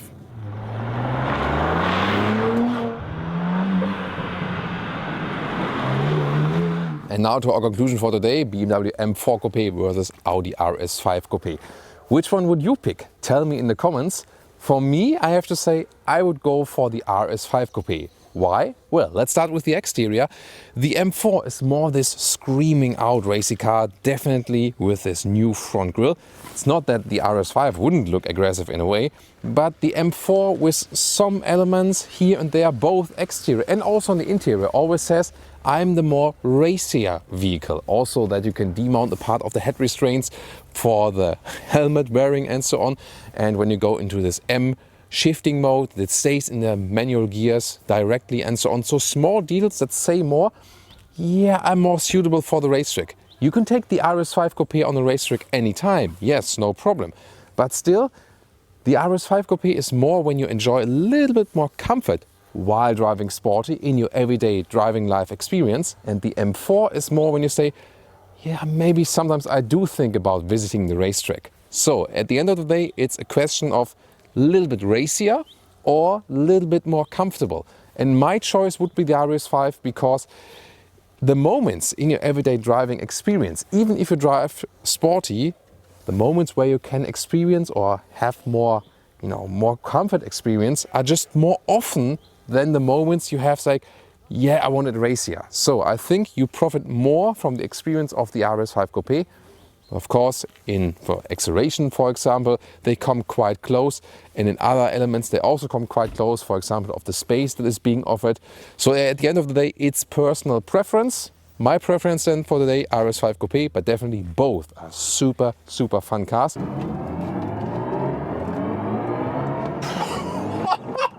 What? That was 100 kilometers an hour, 60 miles an hour. What?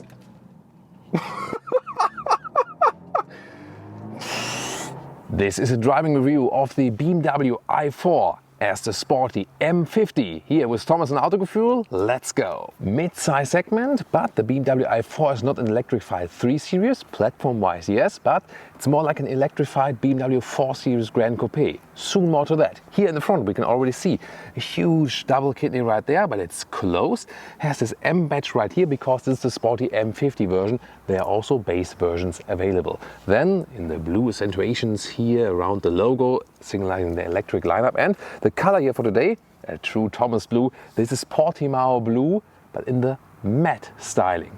So there's also a metallic Portimao blue available, but here then in the frozen style, how BMW calls it. Headlamps, standard LED, optional this here, the laser light, then with blue accentuations. The length is at 4.78 meters or 188 inches, so size-wise, this plays in a region of a Tesla Model 3. Price-wise, something different, more to that later. Wheels come from 17-inch to maximum 20-inch. Here the M50, the sporty model, comes with 18-inch standard and then also optional these huge 20-inch wheels. And when you go for these, you also have in the rear these extended mudguards because the tires are just so much wider. The door handles are very, very integrated, and this matte paint is so lovely. However, unlike in the iX, where it just looks like this and you can open it, here they also fold up a little bit. It's also interesting. Then you also have some wind efficiency gains here from the side mirrors, and this is also then with this shadow line that you have it in a black contrast. Overall very cool and elegant styling, and indeed is more like a 4 Series Gran Coupé because it also has the fastback opening. Soon more to that. And suspension wise, this is really interesting. It automatically gets air suspension in the rear, but the dampers, nor front nor rear, are not adaptive. Optionally you can get an adaptive suspension, it's called adaptive M suspension. That one is also standard and in the M50, but then also with an even stiffer setup here. Looking really forward to drive this one. Why didn't they go for air suspension in the front as well? They say they want a more direct contact to the road, and this platform here actually does not allow air suspension on the front axle just from the building space, and they also want it to be a little bit more precise when turning in and turning out, so that it doesn't, change the weight of the car in the front too much. With the electric vehicles, there will be no differentiation between M performance models and true M models. It's just the M models. That's a new thing coming here with the EV lineup. So M50 is kind of then a true M model for them. All-wheel drive, one electric motor in the front, one in the rear. The rear one is stronger. If you go for the eDrive 40 version, you will only have rear drive. This one here goes top speed 225 kilometers an hour or 140 miles an hour. The rear-wheel drive version goes 190 kilometers an hour or 118 miles per hour. Guess you can live with that. In the lower part here, a diffuser style, strong fins here also in a vertical way. So overall, I think, especially in the 3/4 rear perspective, they really nailed the design, didn't they? Just a minor detail, by the way, these are these, three-dimensional plastic number plates, and indeed they are more sustainable because if you compare them to the metal plates, they here use less resources in production, and also they can be recycled better than the classic ones. Interesting, right? Sadly, there is no frunk. This one here is going from the same assembly line like the BMW 4 Series Gran Coupé or the BMW 3 Series, so they are not using an EV purpose-built platform. This is one of the drawbacks then. But yeah, also their all-electric iX doesn't have a frunk either, so BMW not so much about the frunks. However, we can also talk about the power figures and the battery figures. 81 kilowatt hours net. It's actually quite a reasonable size for that, and projected range 500 kilometers or 300 miles. We'll see in the driving part if this is true. And acceleration figures here for the M50, 3.9 seconds to 1 kilometers or 62 miles an hour. And then 5.7 it would be for the eDrive 40, the base model then with rear-wheel drive. And recharging 11 kilowatt AC or 205 kilowatt DC. Then from 10 to 80% in 30 minutes at an according charging station. Car key looks like this. It's the classic 3 Series car key, but slim and light, and I really like it. Classic stuff. And then door handles once again fold out like this. What about the door closing sound? It's frameless though, and yeah, here the door closing sound is really bad actually. Nice, however, the interior build quality, soft touch here, and also how the handles are being, formed out. So Hofmeister King design clue for the inside. And then the M50 comes with the M steering wheel, also with contrast stitches then here on the inside. The i4 in general with the blue BMW electric badge. And then seating wise, this is very interesting. These here are the sport seats, and this is also the animal skin equipment, because you can see it here when it's like in this, many separate, parts. There you can see that this one then is from animal skin origin. However, standard here for the M50 model would be a surface mix of Alcantara and Sensatec, animal free. And for the base seat you start with fabric and Sensatec mix. And for the i4 you can also get pure Sensatec seats. They are also perforated, beige, black, brown or red, so 4 colors available. The ventilation function is not yet available, but BMW told me they are working on a perforated, ventilated Sensatec seats, and this would actually also be the most choice or the most frequent choice for the majority of customers. Oh, by the way, why did I switch to the big microphone here for the interior? Well, there are so many electric interferences that you hear that more on, the attachment microphone. This one here covers it a little bit better. Seating position here in the front, we really know it. It feels like in the 3 Series or like in a 4 Series, completely normal. It's not the most comfortable for long journeys, I have to say. Steering wheel, however, can be adjusted up and down, in and out, and so on. So you feel that it's not an electric platform, otherwise you would have more space in the front. Headroom, by the way, without a panoramic roof, here 1.86 meter, 6'1", enough left, but again, it's rather a little bit cramped. Cockpit overview, again, similar to 3 Series or 4 Series, but then you have this widescreen cockpit, 12.3 inch left, 14.9 inch right, this curved display. This, of course, pretty fancy, but the thing is, then there are no manual dials for the climate unit. You do not have manual climate dials, however, at least a manual volume knob. In that M50 here, nice carbon fiber decal element. In the digital instruments, we can see left side the speed, right side the e-power, and on the lower end then you see the recuperation. In the middle part you can adjust what you want to see, for example also map info. And the head-up display is of course always a nice option to have. It's nice that we still have traditional dials here at the steering wheel, left side for cruise control and right side here for example for the volume. And then there's operating system 8, completely new. This is one of the menu styles, but I think it looks kind of outdated a little bit. Climate unit always stays here in the screen. That's of course not that practical. You can use voice control. Yeah, but manual climate dials, most of us agree that it would be more practical. Then here on the left side, usually, you know this from the OS 7 or OS 6, here you have hotkeys to CarPlay. That's actually quite good. But then again, below that would be the car menu, and that is then here, hidden in this whole thing in live vehicle. But why can't I access this here, right again at the hotkey part left? So I don't really get it. However, what's good is with the new system here, it's actually, better as for the CPU power. So here, zooming in and out at the map, this is actually very, very good overall. And here the CarPlay, nice integration like this. And we also have a decent sound from that Harman Kardon sound system. Woo! Yay! This one still has the typical BMW wings light in the top. Nice carbon fiber cover here for the middle part, and then typical inductive charging pad here for your phone. This one still gets really hot. In the newer vehicles they also will have a ventilation system for that. Then adaptive cup holders right there, and the shifting lever with a nice blue electric accentuation. And here you can also pick the driving modes, and the most power you will only have in the not only Sport, but Sport Boost mode. Classic control knob here, as we know from the 3 Series, and also here underneath the armrest with a USB-C charger and some more space. Well, and here's the biggest problem about this vehicle. Once again, due to the platform, yeah, I can hardly fit here in the back part. Headroom is quite okay, but legroom, yeah, it's kind of not existent for tall adults. And in the middle part, I mean, I can't even move here in the back part. It's not too uncomfortable from the bench itself and so on, but just not enough space, definitely, considering the length of the car. Here, USB-C chargers and the rear climate unit. There you can see how big this middle tunnel is, once again derived from the combustion engine platform. And here cup holders for the middle armrest. Pricing-wise, around 60,000 euros or dollars for an entry model, and here for the M50, around 70,000. That's of course way more expensive than the Tesla Model 3. However, you can also compare them to the more powerful ones.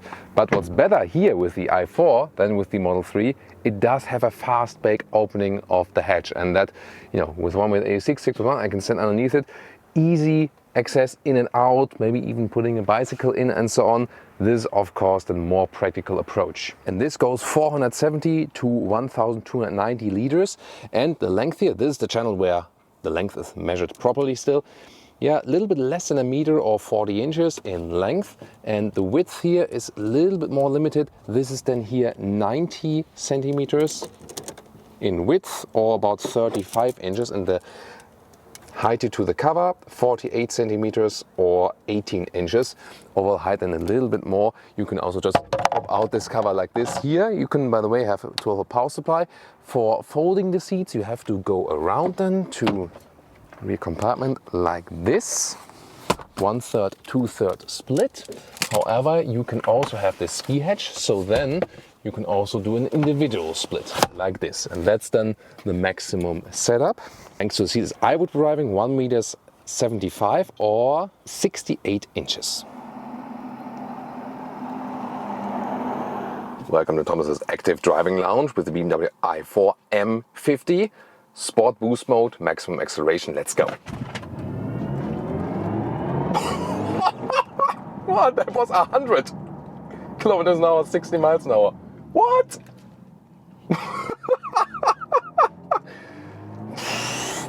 Holy moly. I mean, yeah, it was a little bit downhill, that part, but what the hell? You also heard this sound theme they have installed here, cooperation by Hans Zimmer. Whew. And if you compare it, to something we heard before, Porsche Taycan or something, Audi e-tron GT, it's not the strongest or harshest sound. It's still somewhat subtle, but definitely here in the Sport Boost mode, the strongest one. One more time where you can see the speed because of the different camera mount. Let's go.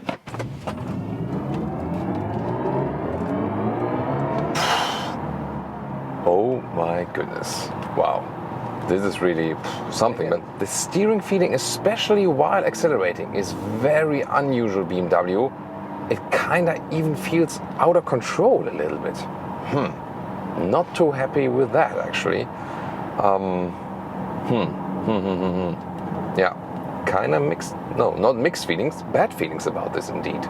Yeah, but slalom-wise, by the way, how the chassis reacts and so on, this is really superb, but once again, there also feeling in the steering, not to my liking indeed. All-wheel drive, one electric motor in the front, one in the rear.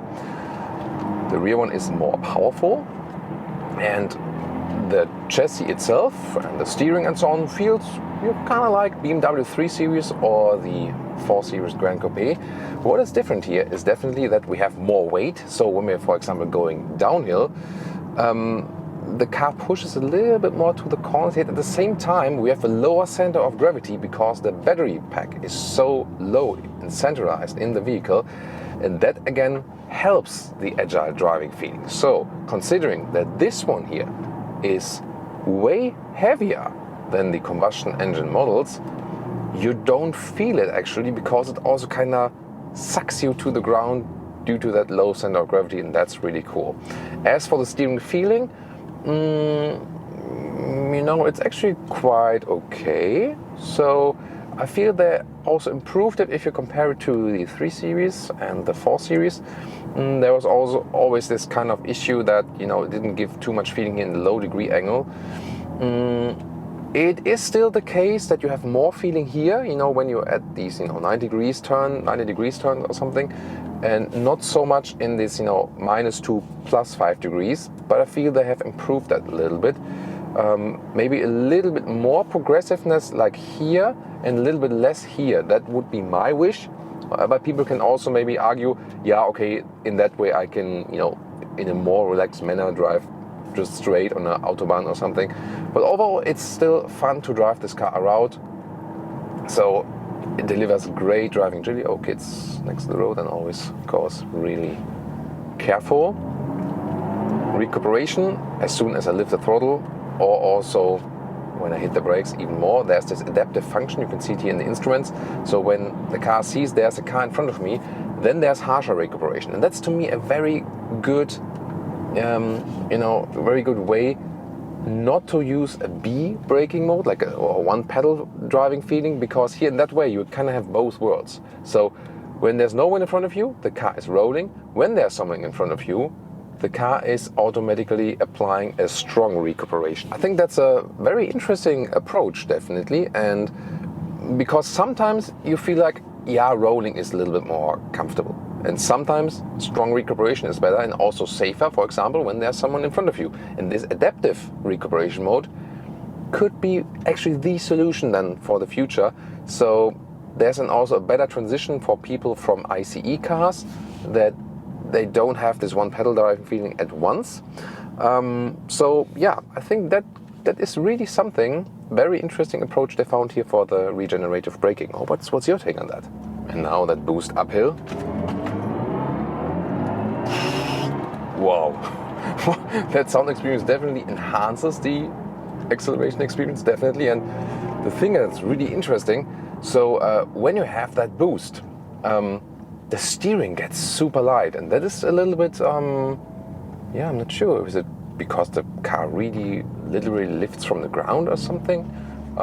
But that's definitely a little bit irritating. Yeah, to me, overall the steering is a little bit too light, and I think definitely, especially if you go from a, you know, in a sports mode, it should actually be heavier. By the way, here at 70 kilometers an hour, noise insulation is really great, so it's a very silent atmosphere here. Especially when you, for example, go back to a comfort mode, and then you don't have this sound feedback and so on. So you can also use it as a cruiser and be like really, really calm. And the thing is really, since it's not on this EV platform, you know, for usage of space, that's negative, definitely.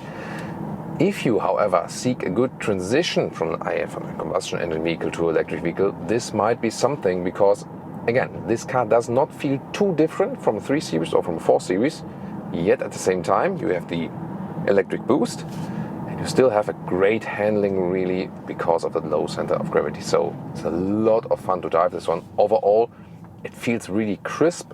Yeah, I mean, it rather feels a little bit like the, I would say, you know, M performance model, 3 Series or 4 Series, like the 340i models. This one would be, I think, the best in comparison. The true M models, combustion engine, are a little bit stiffer as for suspension and so on. This suspension here, the M adaptive suspension, is tuned on a little stiffer note than it would be if you go for that adaptive option with the normal suspension. But I think it still represents a quite nice compromise. By the way, even in the comfort mode here, you also have enough power. For example, here, overtaking maneuver of this tractor. Yeah, so that was also 50 to 100, easily done. But really, the feeling in the steering wheel is not adequate to the vehicle. That is, to me, the biggest criticism point. And suspension-wise, You know, I'm not a fan of mixing suspension technologies. They have air suspension in the rear, but not at the front. Yeah, they said that due to this platform being used, usually you don't have air suspension there in the front. You cannot really do that, and they also want a more precise turning in and turning out and so on. And they would need to use the bigger platform to offer air suspension in the front. Yet at the same time they went for air suspension in the rear because of the heavy battery pack, and also when you then put some load in the trunk and so on. But to me, this is not really mixing that well. It might be something because I'm really finely tuned my body to feel these soft nuances, but I feel that the rear is a little bit softer. It's actually quite good, and that the front is a little bit stiffer, sportier. And I don't think that's it's a good mix. Either go for the smooth setup both front and rear, or go for a stiff setup front and rear. It's something talking about on a very high level with a fine nuance tuning, but still I don't think that's a good decision. So definitely great boost, great handling. Steering feel, they need to improve that, make it a little bit stiffer, make it more natural. Yeah, and suspension technology wise, I think it would have been better if they left out the air suspension in the rear and just put some good adaptive dampers on it, front and rear, and that would have been better definitely for the whole driving performance. We'll also head out to some faster driving to test more about the noise insulation and so on. But overall, I think we can already say from driving, this is here for a transition from combustion engine to the electric vehicles. And of course, still yet to come, all about the efficiency and the range of this one here. And on the motorway, that was 52,130. Wow, that goes so quick, it's really astonishing. Wow. And now at a normal motorway speed of 120 kilometers an hour, so like 70 miles an hour. Let's set it to the cruise control. So also, we can switch to normal cruise control and also the assisted driving mode. Then we also have a lane keeping assist. Let's see how that one plays out. So if it works in a very smooth way or not. Noise insulation so far at that speed, very good, very silent. Of course, you don't have any sound then from the normal electric drive if you're in the comfort mode, just the electric sound experience there, the artificial one. So overall, you do get a calmer feeling because there's no like sonorous sound from that engine running all the time. That might also be an effect where you say like, hey, that's calming for me, So I'm also still looking forward for electric vehicles that are actually just mimicking the ICE sounds. I think it would be a better idea than letting them all sound like spaceships, So because we like to have, like 6-cylinder or 8-cylinder sounds because it touches something very basic in our, feeling and understanding. So there's even that theory that it reminds of us being, like a baby or even embryo inside the mother's body and feeling and hearing the heartbeat, that these low frequency sonorous sounds are somewhat calming to us, and that's why we like a V8 sound. And when this is actually true, why can't I just select V8 sound, V6 sound here in that menu? It would just be software, or open it for third-party applications, put an API in there, and then people can program that themselves or whatever, So that would be really something that would be way cooler than giving millions of dollars to the Hollywood composer, for this. I don't see the big benefit in that one, Make something more fun and cool. That's my take on it. Looking forward to your comments. So let's induce this lane keeping assist. Let's go a little bit to the left, to the right. Let's see how the lane is being kept when I'm moving up to the left. Yeah, there it is. So a subtle intervention. Then we also have a blind spot monitor. There it is, a yellow triangle. And when I put the turning indicator, then it's also flashing. So assistance systems, very well done, very well integrated as for that, and still a reasonable motorway vehicle. As I said earlier, the offering of space already in the front is not that great actually. Everything feels in similar seating position wise and so on, just as you would be driving a normal 3 Series or a 4 Series in that respect actually. Looking at the white screens here while driving, by the way, is pretty nice. However, what's a little bit irritating is climate control. I changed, like when I want to have it come into my hands, just manually here, because in that climate menu you can either switch from balance to dynamic, and that's it. And I cannot really pick like where exactly the vents are coming from, and I'm so used to that. For example, like more power to the feet, or maybe I didn't find it or something, but then it takes too long to find it. So yeah, making things more complicated once again with these new software iterations. And now let's go once again to the Sport Boost mode, because 130 kilometers an hour to, let's see, whatever.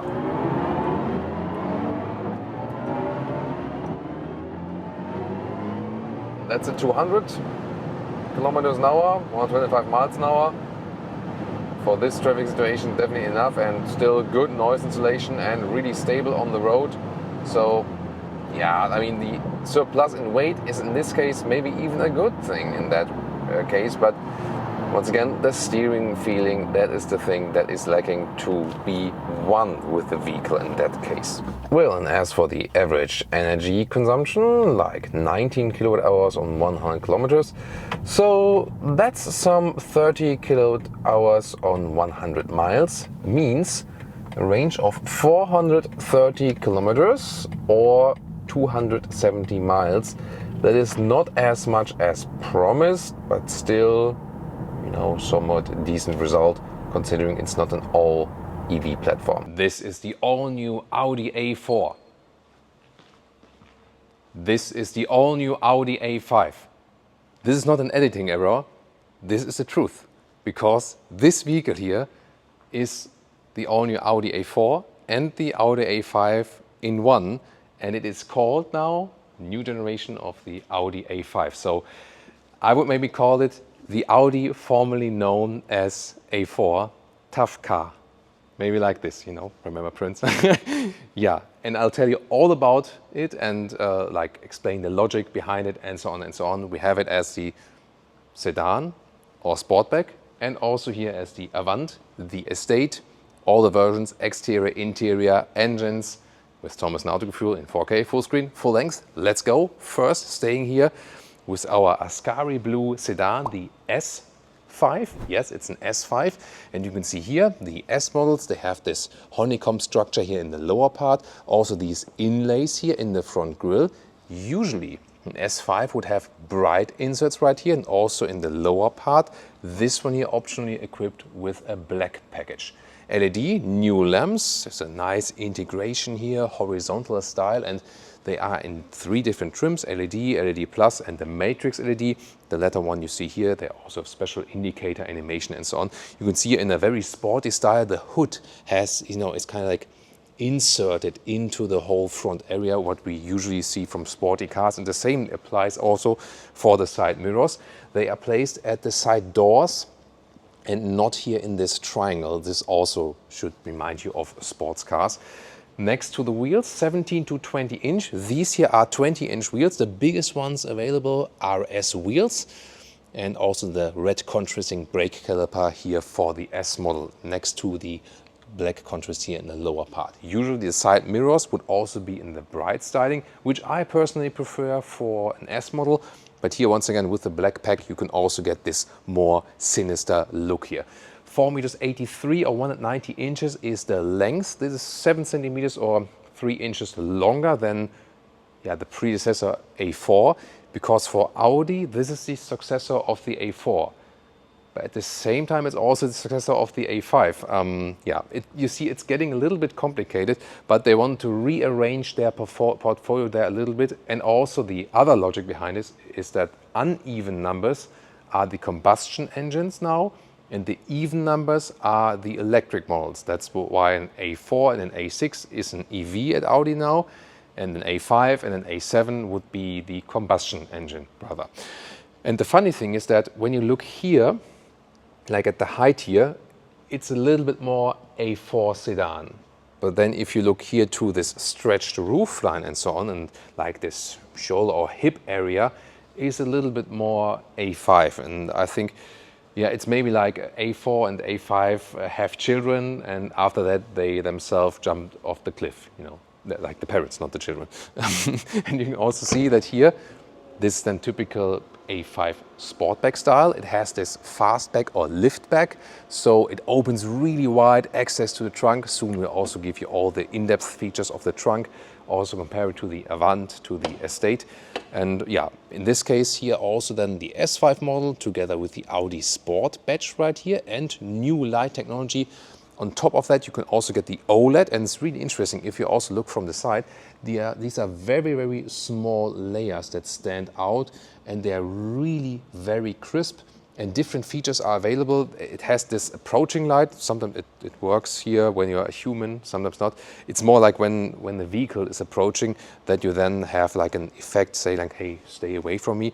And what's also cool is when I use the brake pedal now, look at that. So I turn on the ignition. So now I use the brake pedal.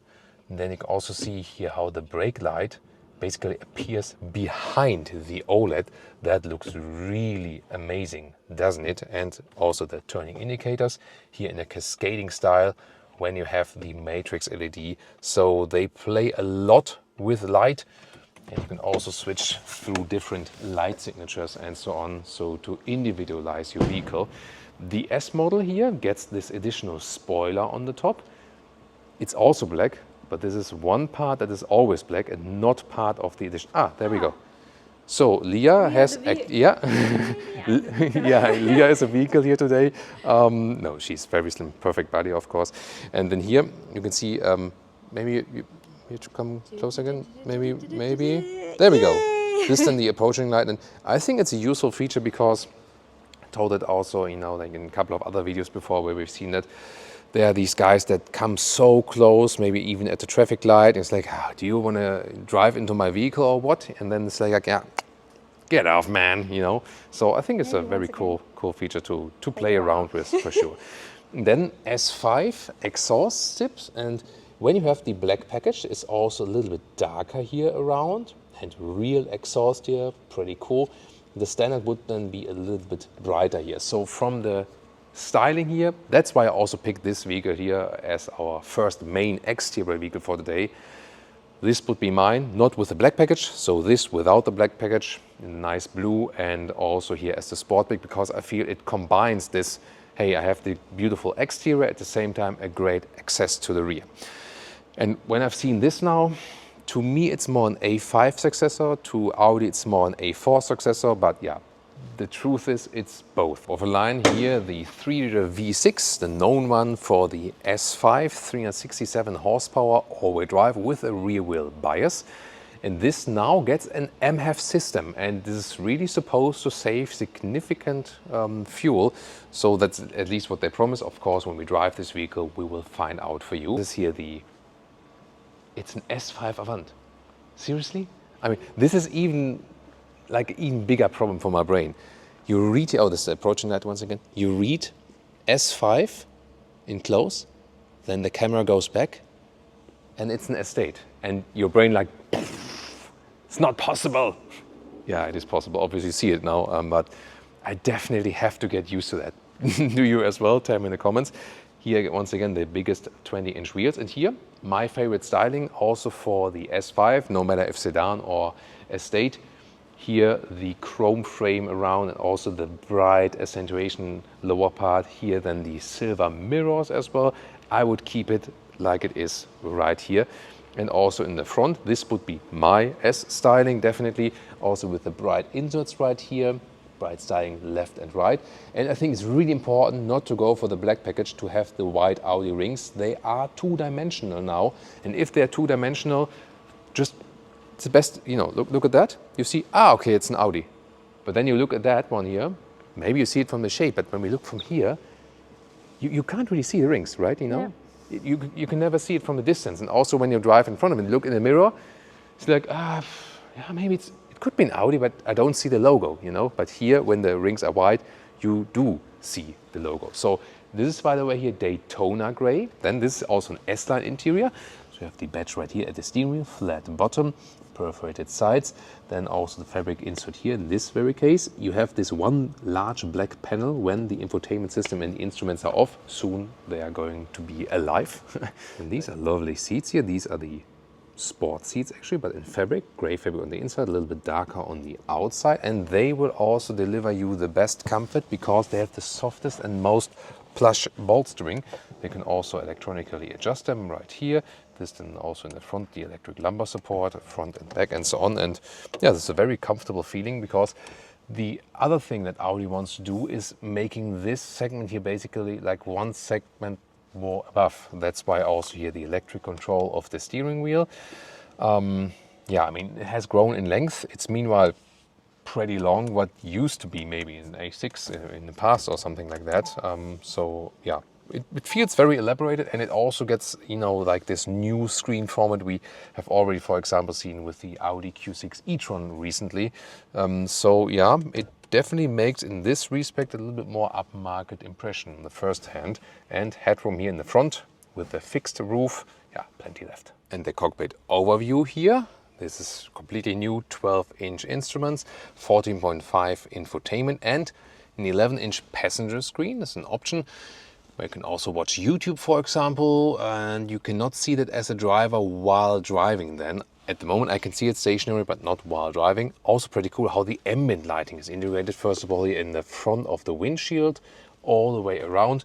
And it also gives you, for example, here when I hit the turning indicator or also the hazard lights on both sides, then you have this animation then also with the indicators. So yeah, a very nice light feature, definitely. By the way, as for the seats, as I said, these ones will give you best comfort because like the other animal skin alternatives, Audi is not into that yet. So they're really lagging behind that one. There's also a Dynamica microfiber seat available, for example, then, and in general a base seat, a sport seat, and an S sport seat. That's like the logic. Here we have also fabric at the dashboard, by the way, and then in the lower part more ambient lighting integration like that with adaptive cup holders. Then real volume jog sill, at least that.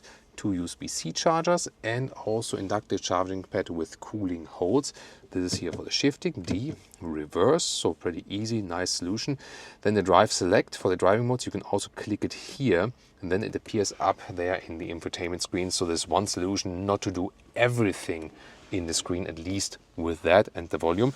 Here, nice armrest, you can fold it up, some space underneath, and you can also adjust the height right here with this button. So also a nice solution. A good size for the steering wheel. You have shifting panels as well. And I would say we have to still take a look at the, oh, this, who moved that mirror here? Yeah, that's the way it's correct. So yeah, sometimes I'm a little bit nerdy there when the details are not very precisely correct. Driver POV, here you can change what you see in the digital instruments, also for example on the left or on the right side. And then there we also have a head-up display, and you can check out some more studio lights right there. You also have more information in there. By the way, here optional B&O sound system, 20 speakers, and they are all over the vehicle. Literally, look here to the right is the biggest screen that Audi has so far, and it has this Android Automotive base, so it works definitely quicker than before. So yeah, definitely more responsive. Climate unit, however, is integrated right here, and they have this bar here that you can rest your hand while clicking something, but sometimes I also find it distracting in a way because yeah, maybe you have to do like this, and then you have to see like how do you coordinate that with your fingers. Yeah, this would probably be the best solution. You rest your 3 fingers here and then click like right here, but it can also be blocking then at the same time. So I'm not sure if this was the best idea overall, or what do you think? Because here when I do quick like this, then my fingers are blocking here, and then yeah, I don't know what to make of this, honestly. Or maybe do you have a better idea for that? Rear seats, first of all, the rear doors, yeah, they look quite fancy, but it's rather hard than here in the rear. Then here with the fabric covering, no fabric on the inside of the doors, neither in the front nor in the rear. And then the legroom, as I'm driving, well, you can use this recess here. And you know that the length increase has all gone into the wheelbase, so we have more legroom than before in the A4. But it's not like plenty of legroom. You can see here you can sit here as a tall adult, but it's not plenty of space, honestly, for the length and headroom. Yeah, also works here. This is the Sportback or the sedan with the low roof line without the panoramic roof. So it will be better in the Avant and also with the panoramic roof. I'm soon going to compare that. Yeah, the comfort in general is actually quite okay, but it's not that it's a special vehicle for rear transport. Also here in the middle part, there's a large middle tunnel. Works more or less, a little bit harder, of course, not ideal. Then you have here in the middle console 2 USB-C chargers next to a separate climate unit, even with seat heating. Isofix here in the lower part, you can slide it actually open or close it again. And then this one down, adaptive cup holders, is actually also good build quality. And then you can also use this ski hatch right here. Here, headroom comparison with the Estate, with the Avant, and also with panoramic roof. Panoramic roof available for both in the Sportback or sedan. Let's just leave it that way. It's a little bit shorter, and here there's definitely more headroom. So there's a little bit more headroom in the Avant in the rear, plus a little bit more headroom with the glass roof, and then you have like the max headroom.